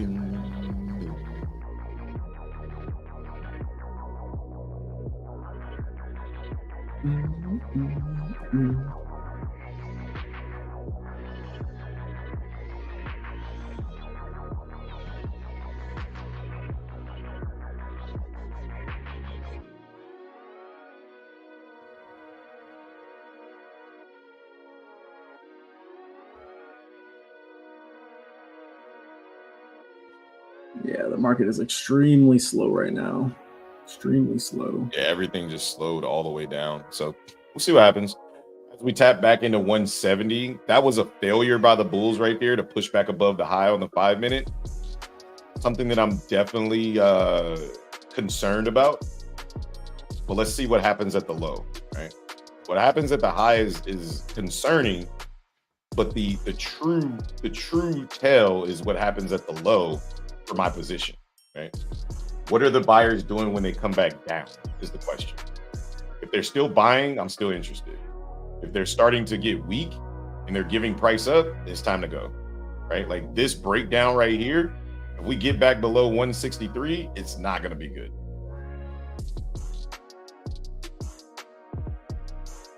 But I would like to see price come back into 170 and now bounce off 170. That's what I want to see.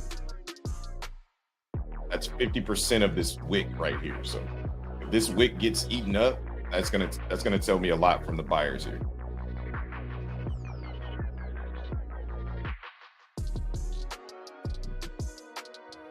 It's crazy because I averaged down in a position like I'm now only down $70 at this level, which before I would have been down much more, even though I'm in larger size. I actually like that. Again, buyers still buying every time we come down to the lows, right? So that's a good sign, right? Every time we try to break a low, the buyers step in. And that's what you want to see. As long as we're continuing to buy at the lows, I care about what happens at the high. It's a rejection, but it's kind of like, it's irrelevant if every time we find buyers, right? So I'm cool with that. Just analyzing price, watching what price does, right? At the low point, because I'm a buyer. So I want to know if other people are buying with me, right? Yes, I know that they're going to be selling at the high. The question is, will they run out of ammo before our people do? That's what I care about.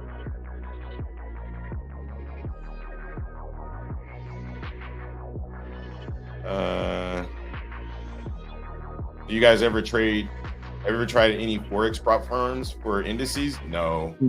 I've heard nightmares about Forex, so I no. And they're way too expensive. Yeah, super expensive. So 1150 macro didn't really bring us, it brought us up and now we're trading down. So let's see what happens at 12 o'clock.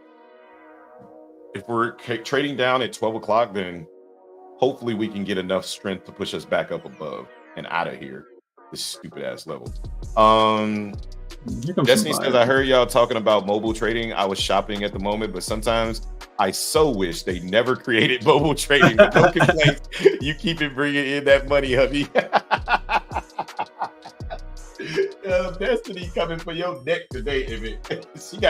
She in the chat like, I got time today, Emmett. I got time today, Emmett.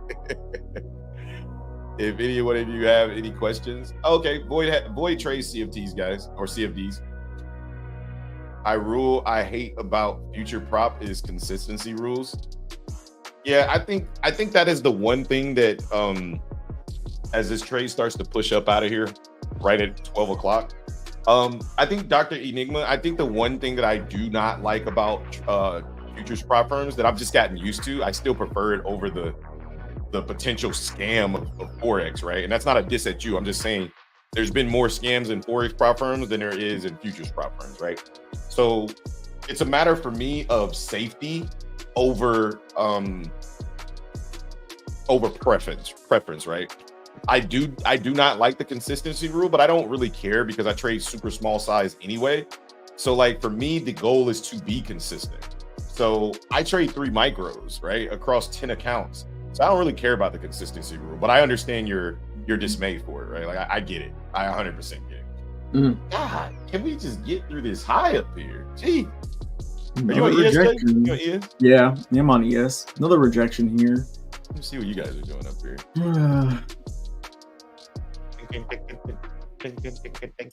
Yeah, we just continue to we chose our weapon. We chose our weapon. We just continue to reject. If we could get above 5210, that'd be great, but we're just continuing to fail.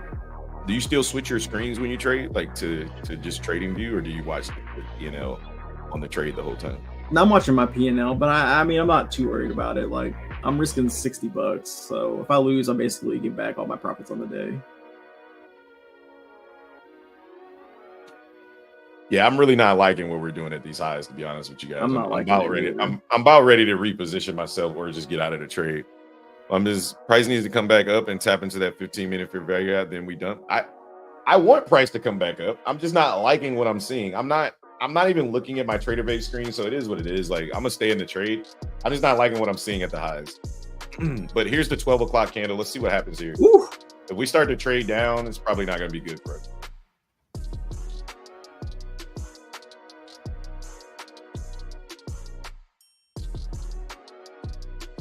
I'm not liking this even on the 5-minute, but we're tapping into 170, which is good. Let's see if we find buyers here. That's a beautiful candle on the 15. I like that doji candle, potential start of a morning star pattern right here. Yeah, I'm good. I'm staying in. I like this. I might actually add this position. When you saw that, I was like, oh yeah, I might actually add to this. Yeah, good call. I like that. Yeah. I missed the 15. Yeah, I was only looking at the 5. Good call. Yeah, I'm comfortable. Yeah, I was looking at the 5 as well, but I like how we stabbed right back down, basically into my entry, and we was good. But I'm watching it on the 5. I'm watching it on the 5 and the 1, but I wasn't about to sell it because I got a really nice entry the second time I took it. Oh, I wasn't gonna sell it. I wasn't even looking at the trade. But yeah, no, I wasn't gonna sell it. I'm good. But we're back at these highs again on ES. I really need to see. This is the third time. I need to see these highs break. Like, you don't need to see shit. You need to just stay in the trade and make sure your stop loss don't get hit. Well, I mean, I can't do anything. My stop loss is where it's at. We be trying to make the market. Hey, man, look, this is what I need you to do right here, bro. Market be like, oh yeah, what happens if I come back down? You gonna sell? What you gonna do? What you gonna do? What you gonna do about it, chump? Yeah, but this doji candle right here on the 15-minute, it's the same doji candle that we had at the beginning or at the top of price. It's an evening star pattern at the top of price. It's a morning star pattern usually at the bottom of price. So that's why we were pointing out the doji candle here. It's usually a good sign that a reversal is on the horizon. You missed that with the fact that we're at 50% of the macro. We should start to get some volume injected into this market here to push us back up into our profit target here. So either way go, I'm in the trade. I think it's a good trade. It's just really annoying because we keep rejecting the high. I think we're trying to engineer some type of liquidity here to go higher, but again, we just keep getting shut down. So here's what it is. More selling we get, the better. Honestly, the higher we go, the more selling we get. So the more selling that comes in here, the more people get stopped out if we do go up. So.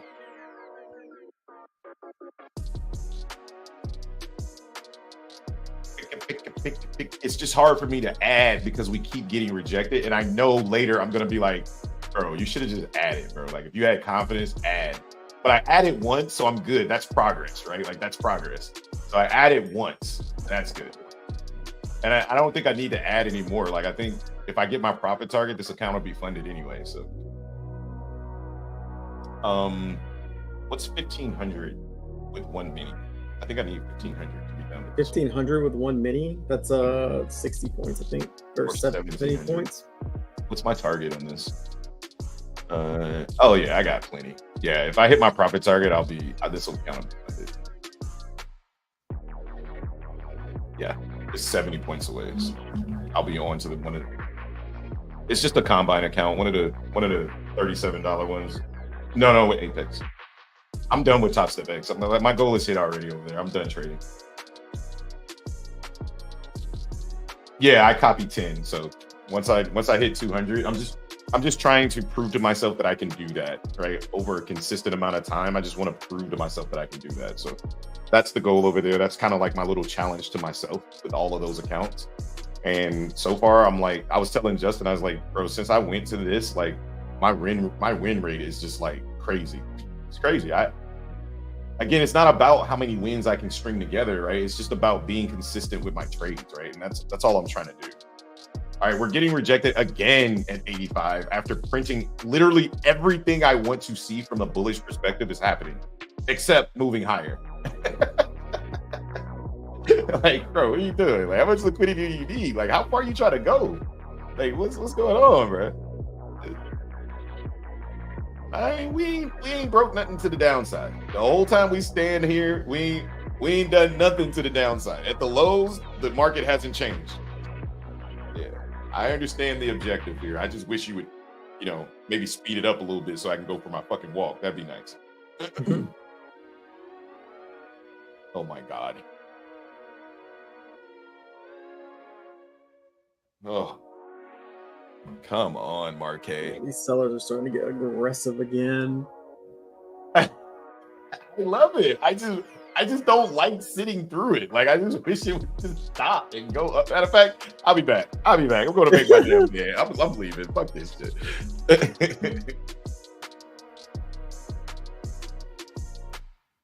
Yeah, it is really strong selling, but let's see what happens with this.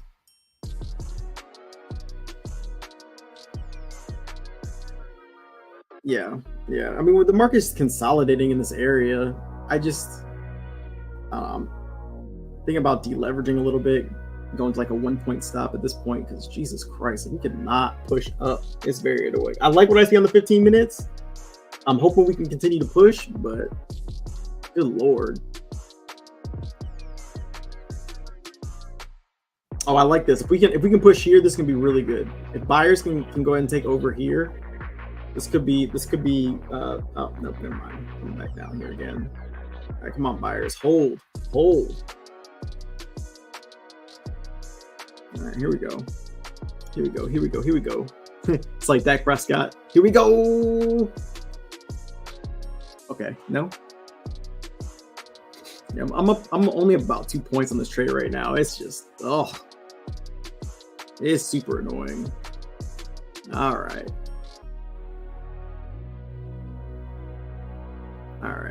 I'm gonna go to break even. We're struggling here. I don't want to. I'll give it a point. Just because we're staying down here too long. And I feel like at this point we shouldn't come. If we come back down to those lows, they're probably gonna get taken, and we're gonna go lower.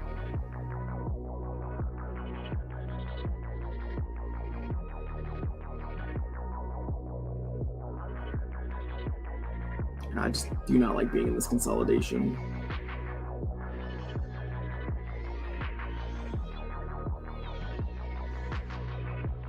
You got about 7 minutes left in this 15-minute candle.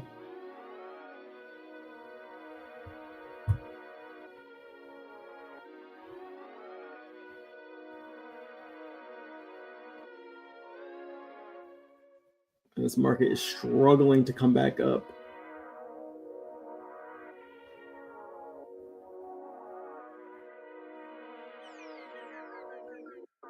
Yeah, I don't like this.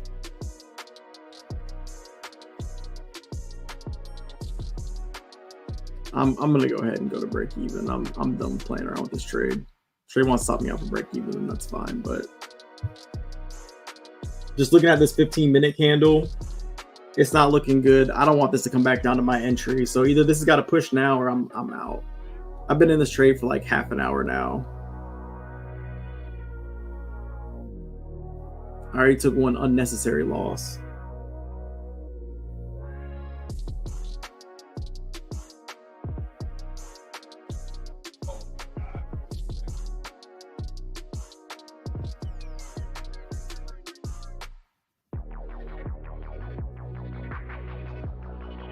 It looks like the pathway is clear if buyers want to start buying this, though.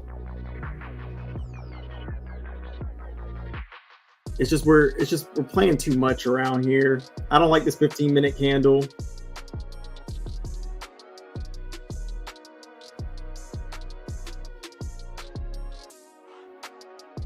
I would much rather reposition myself if this is gonna. Yeah, we're coming down.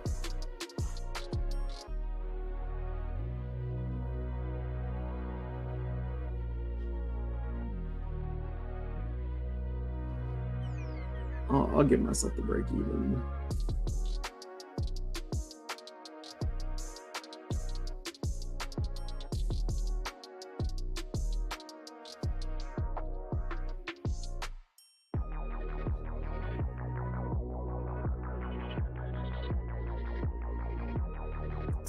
See in the last 5 minutes if this starts to actually push or not.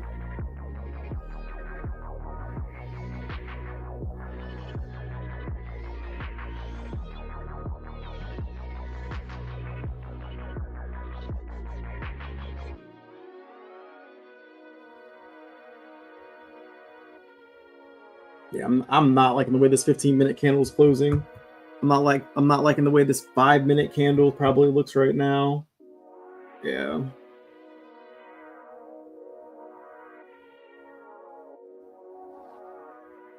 See this, if this pushes, it'd be great. But I kind of like to see my trade work out like right away. And right now, at least on the 5-minute, we're just bouncing off that 9 EMA. Like we cannot break above it. But the 15-minute, we're below it. But let's see, we're starting to push again. But we're trading right at the POC, and I mean we just continue to fail to go higher. off the POC.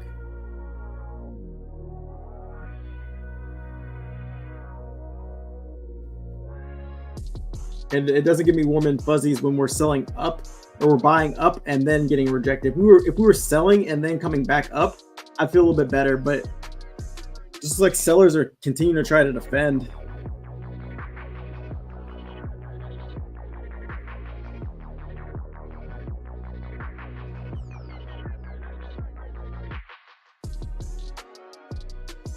Let's see. If bulls can just close above, that'd be great. Horrible 1 minute close again. And here it comes right back down. Yeah, these candles are shit. All right, it's coming for my stop now.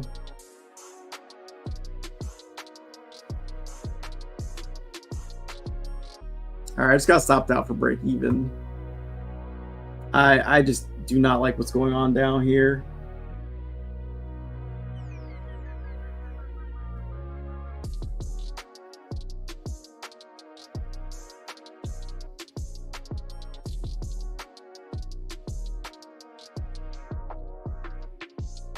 I think we may continue down lower, but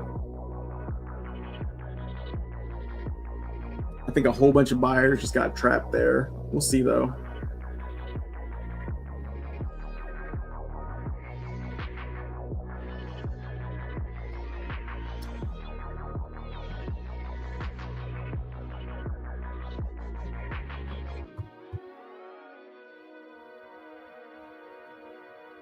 How many subs do we take? I don't know. It depends on the day. I don't know. Sometimes we take like 4 or 5. Sometimes we take more. I don't know. There's no like right or wrong answer. I don't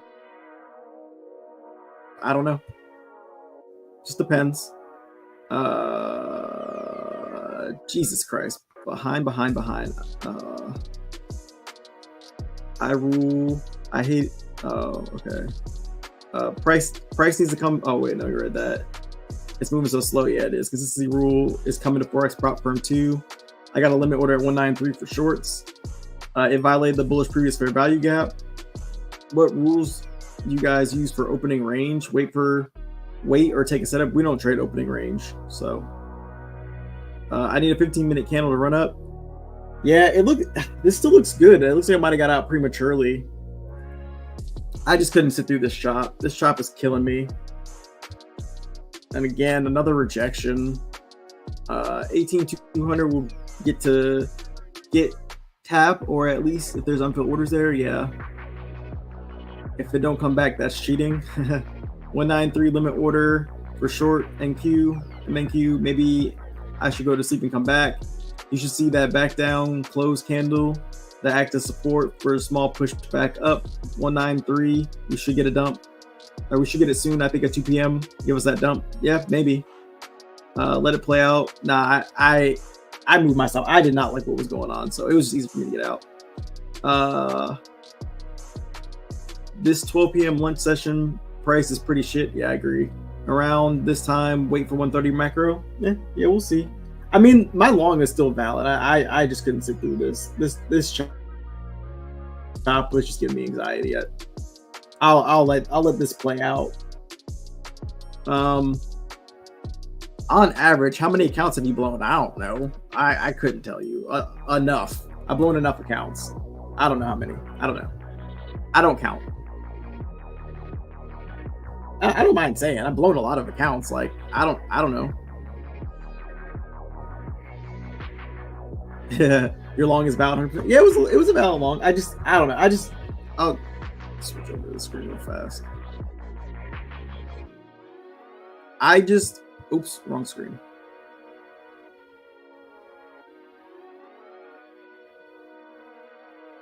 I just don't like all the chop. No way. All the sideways music movement right here. I just didn't like it. Well, we're in the same spot. Bro, no. No way we're still here. Yeah, we're in the same spot. I got stopped out for break even. I couldn't sit through this shit no more. I was like, I'm no way we're still here, bro. I done did I freaking switched out laundry, changed out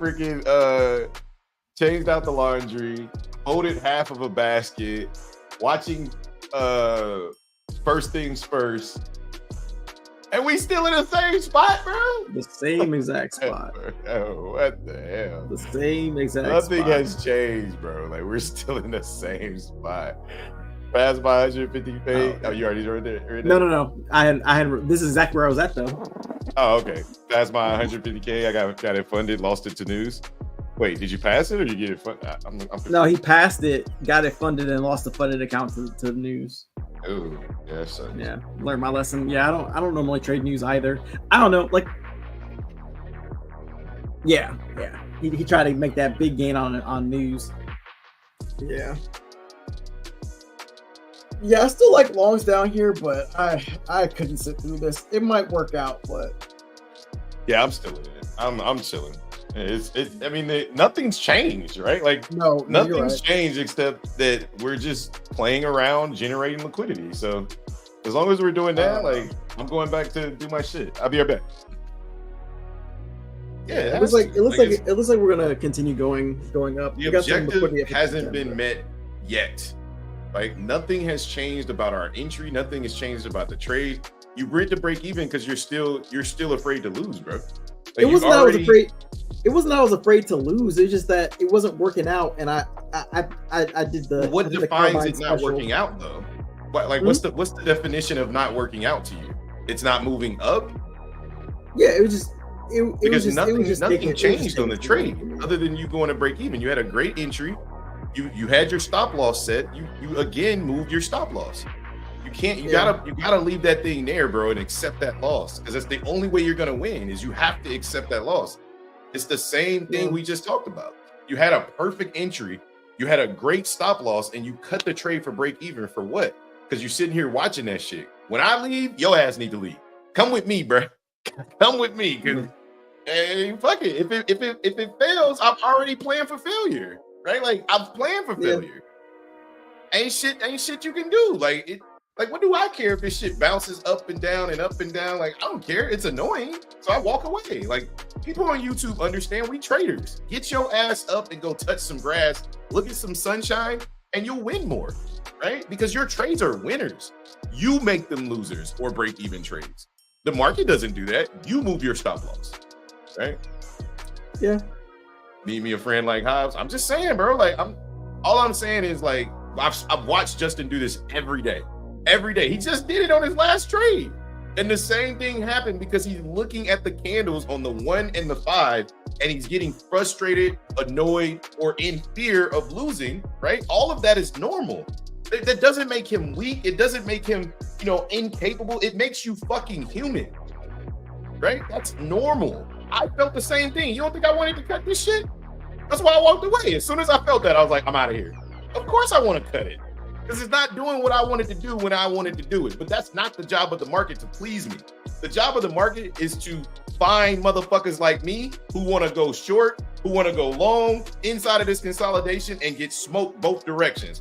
And when it's gobbled up enough of those people, and only then is it going to move in the proper direction. We understand the proper direction to be up. Could we be wrong? Yes, but that's our bet. We're betting that we're not wrong. Based off data, based off everything we've seen, based off technical analysis, we're betting that we're not wrong. And your stop loss is you participating in the bet. If you move that, you're getting closer and closer to getting kicked out of the game.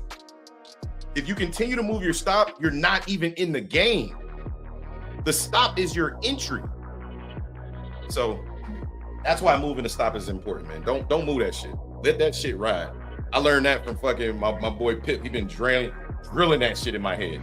Don't move your fucking stop. If you need to move your stop, then you're in the wrong trade, right? If you don't believe in that trade, your stop is invalid already.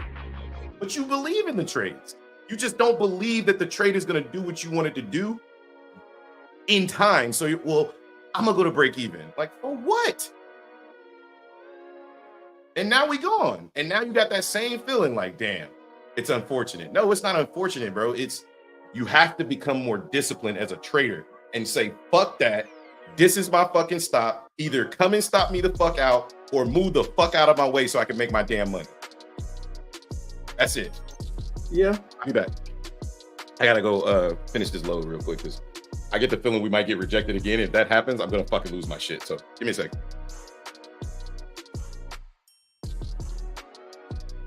Well, I'm cool with it. I could not hold that shit. But we'll see. Maybe we come back down. Maybe give me a second bite of this apple. I don't know. I think I'm kind of done. I think I'm just like mentally drained.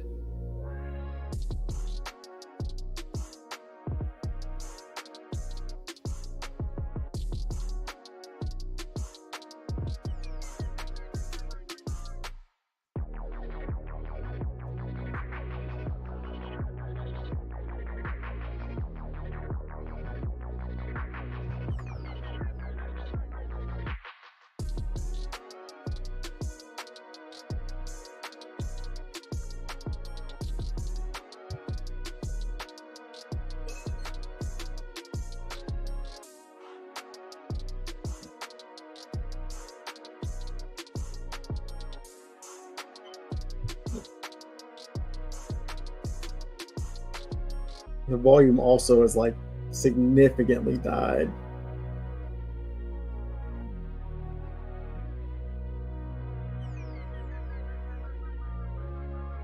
You're not going to eat this whole 5-minute candle up, are you? Damn.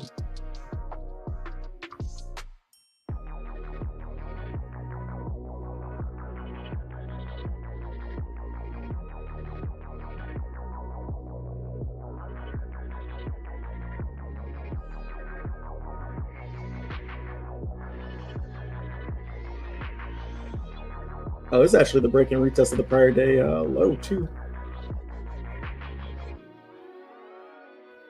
Yeah, this is the prior day low break and retest on NQ.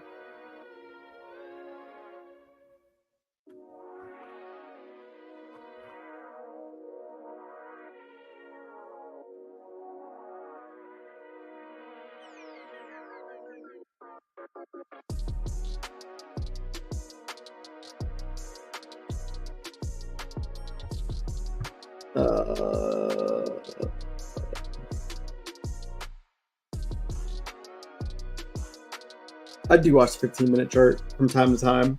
It just depends. But we'll see. 15-minute fair value gap needs to be tapped.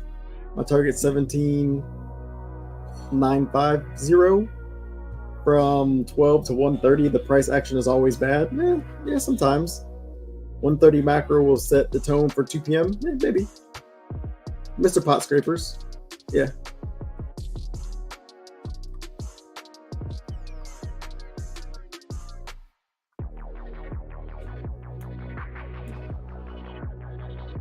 Valdez from the Discord, Mr. Pot Scraper, said, look at the 1 hour and look at the 1 hour inverse fair value gap, and he wants to know your opinion on it.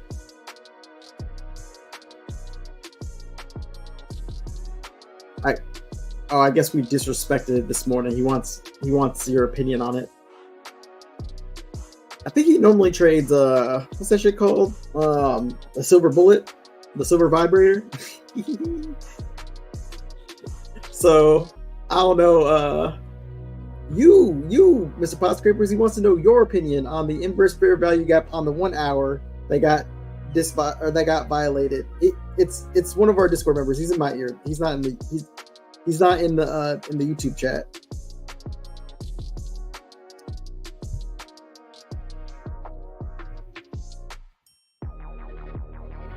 Yeah, this is very bearish the fact that we came back down like this, but hopefully we hold. We're basically retesting the POC again. I just don't want to trade here. I do not want to trade this POC.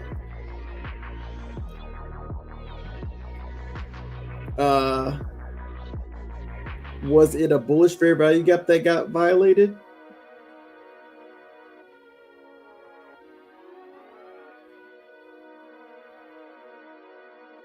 Mm-hmm.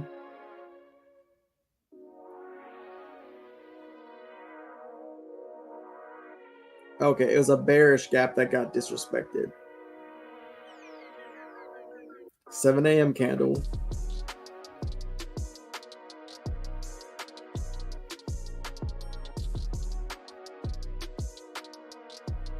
Okay. So he said the 7 a.m. candle got disrespected as a bearish fair value gap. And now we're sitting in it as an inverse fair value gap to be bullish. So I think, oh wait, no, I'm on ES.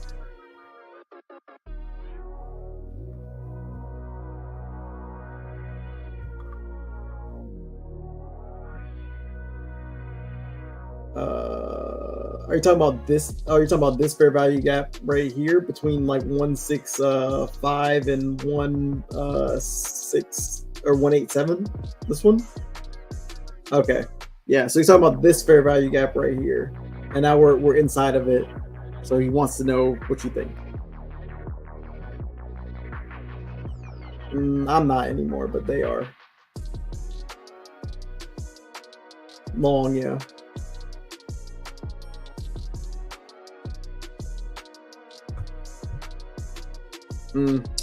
Good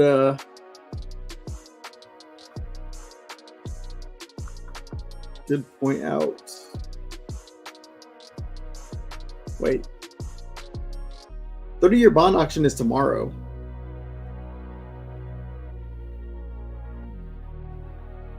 Oh. It's not show. Oh yeah. We got 10-year bond auctions today at 101, but the 30 years tomorrow.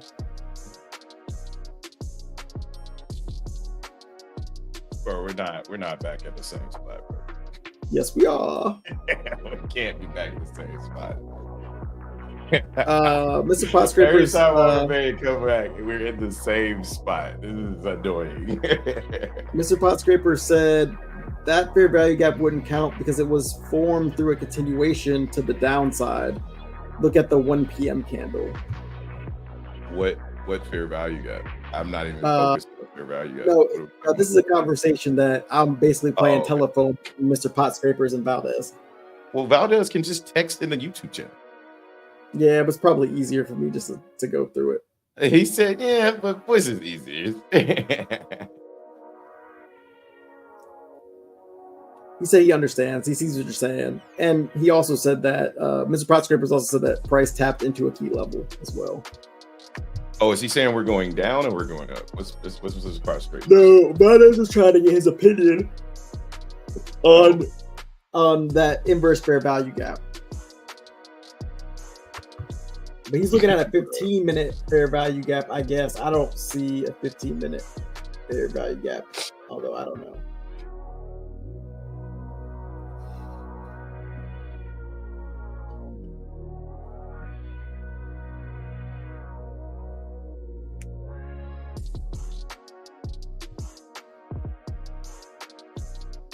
Looks like we're building demand on the 30-minute. That's what it looks like. 30 or the 45-minute. One of the two.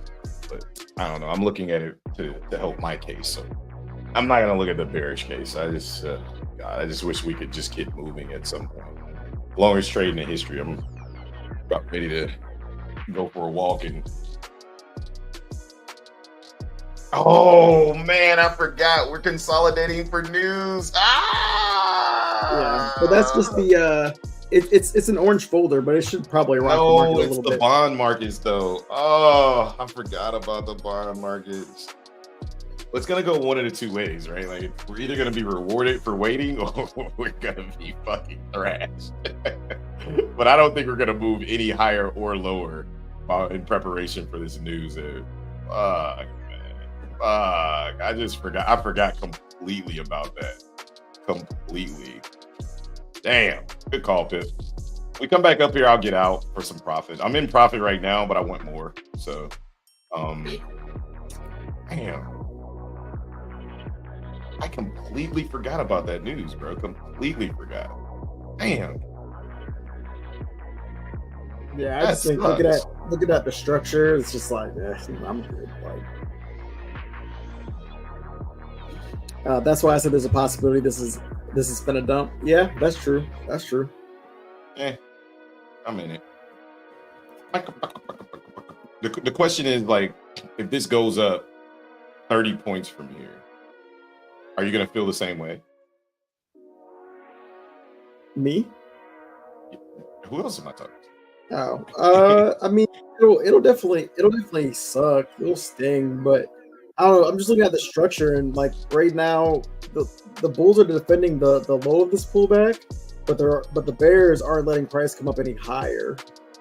So, and right now, at least on ES, we're right in the middle of the POC, and we're literally moving. Oh, we're literally sitting at the pot, like no question, like no. So question. It's like, yeah, I tried the long, I got stopped out for break even. I'm just gonna sit in my hands. Yep. But I think the long could work though, for sure. Like I'm still more bullish than bearish here, but it's just like, ugh. Yeah, if I would have remembered about the bond, I probably would have just stayed hands off on this trade altogether. But yeah, okay, I didn't remember. I'm in profit now. I'm just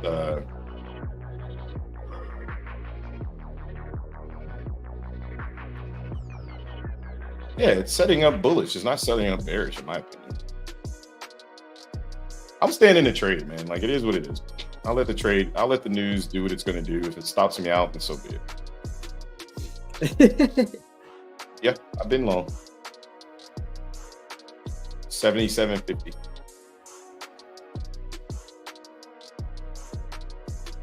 I like how Mr. Price Cooper said you can still take a long and hold till 130. I'm holding until this shit dumps. If it goes, I'm about to just get off the stream and go for a walk, and this shit's just gonna stay. Like, I'm not taking this straight off, so I don't give a shit what happens. 225.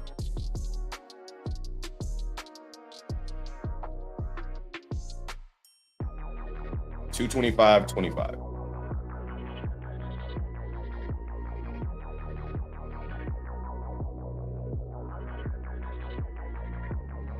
But anyway, guys, that's it for me. I'm ready to go for this walk. My trade is on. I haven't taken it off. Like, it is what it is. Like, it's either going to be a winner or a loser. I'm prepared either way. Like, my chips are on the table, and I'm betting the market's going up. If I'm wrong, then I lose the trade. Doesn't make it a bad trade. It just means that I was incorrect in my analysis. The market decided we wanted to go lower as opposed to what I was believing the market wanted to do, which is go higher. Either way, I'm cool with it, right? Like, I'm not against losing, right? I'm just over taking my chips off the table, right? I'm just done with that. I'm done with that shit. This is the trade. Yeah, what's up, brother?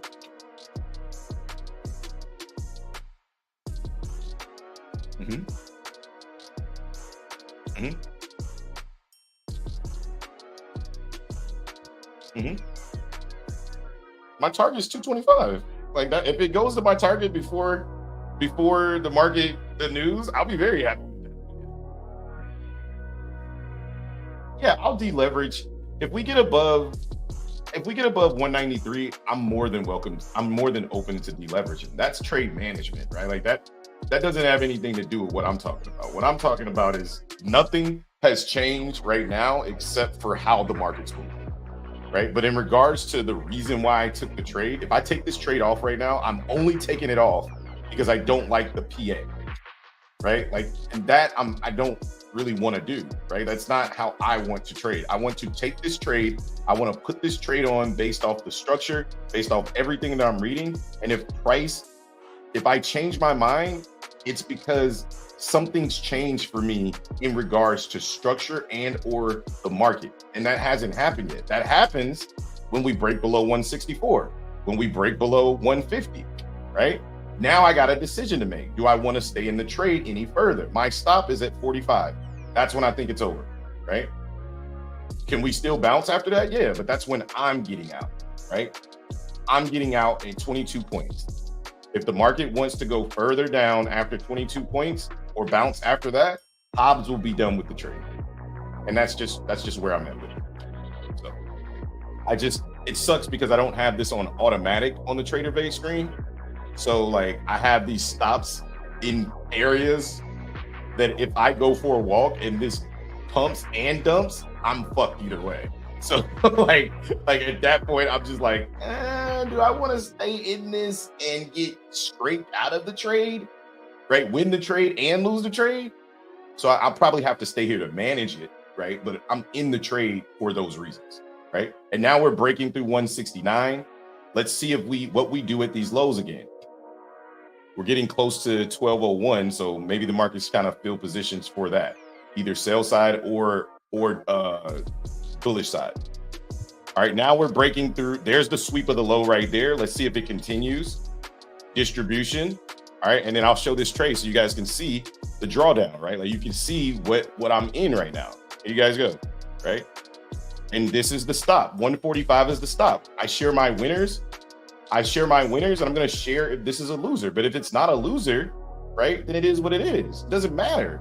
Like my goal is to take the trade and let the trade be the trade. If I'm incorrect, I'm okay with being incorrect, right? I'm okay with that, right? That's part of the game for me. It may not be a part of the game for people that got 95% win rates, right? But this is part of my game, right? Everybody plays their own game within a game, right? And this is my game. So now we got that drop right there. Let's see if the sweep is real and we're gonna take out all of these sellers, or was that another sweep of the lows and then we start to trade back up? I don't know which one it is, but I know that's the third time we swept, right? So let's see what price wants to do. 15-minute bullish fair value gap will get tapped into also 18,151. It should come back to 18,200, potentially. I like the placement highs of your stop. Exactly, and that's the most important part in my opinion, because my stop invalidates the trade, period. For me, for everything that I'm looking at in this situation, the only way my trade is invalidated is if it hits this stop and it runs it. If it taps it and goes back up and it taps me out, I'm okay with that too, right? Because that means that where I wanted to get out, that's where I'm getting out, period, right? I'm risking $400, 300, $400 on the trade, right? It's cool, right? I'm good with that. If I can't absorb that, then I need to stop trading that size and trade down to 3 micros or 2 micros or 5 micros, whatever. But I'm cool with the trade. Drawdown is a part of my game, right? It doesn't mean that I'm always going to lose. It means that I have to be comfortable with drawdown because I'm comfortable with where I place my stop. I'm not comfortable placing a 5-point stop. I'm not comfortable placing a 10-point stop. I'm comfortable placing a stop that agrees with structure. This stop from where I took the trade agrees with structure. So whether I'm wrong or right, my trade is not invalidated until my stop is hit. Period, point blank. Stop, take profit. Those are my choices. So, but anyway, I think that's time, guys. I really hope you guys enjoyed the stream.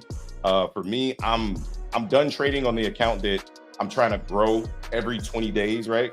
You guys pray for my trade, right? My target's 225 or some shit like that. The Bulls don't look strong coming out of this area. They don't, but maybe we get saved. I don't know. But if we hit 45, Hobbs lost on the trade. If we hit 225, Hobbs won on the trade. That's all you need to know. That being said, we'll say it at the end, we say it at the beginning, and we mention it in the middle.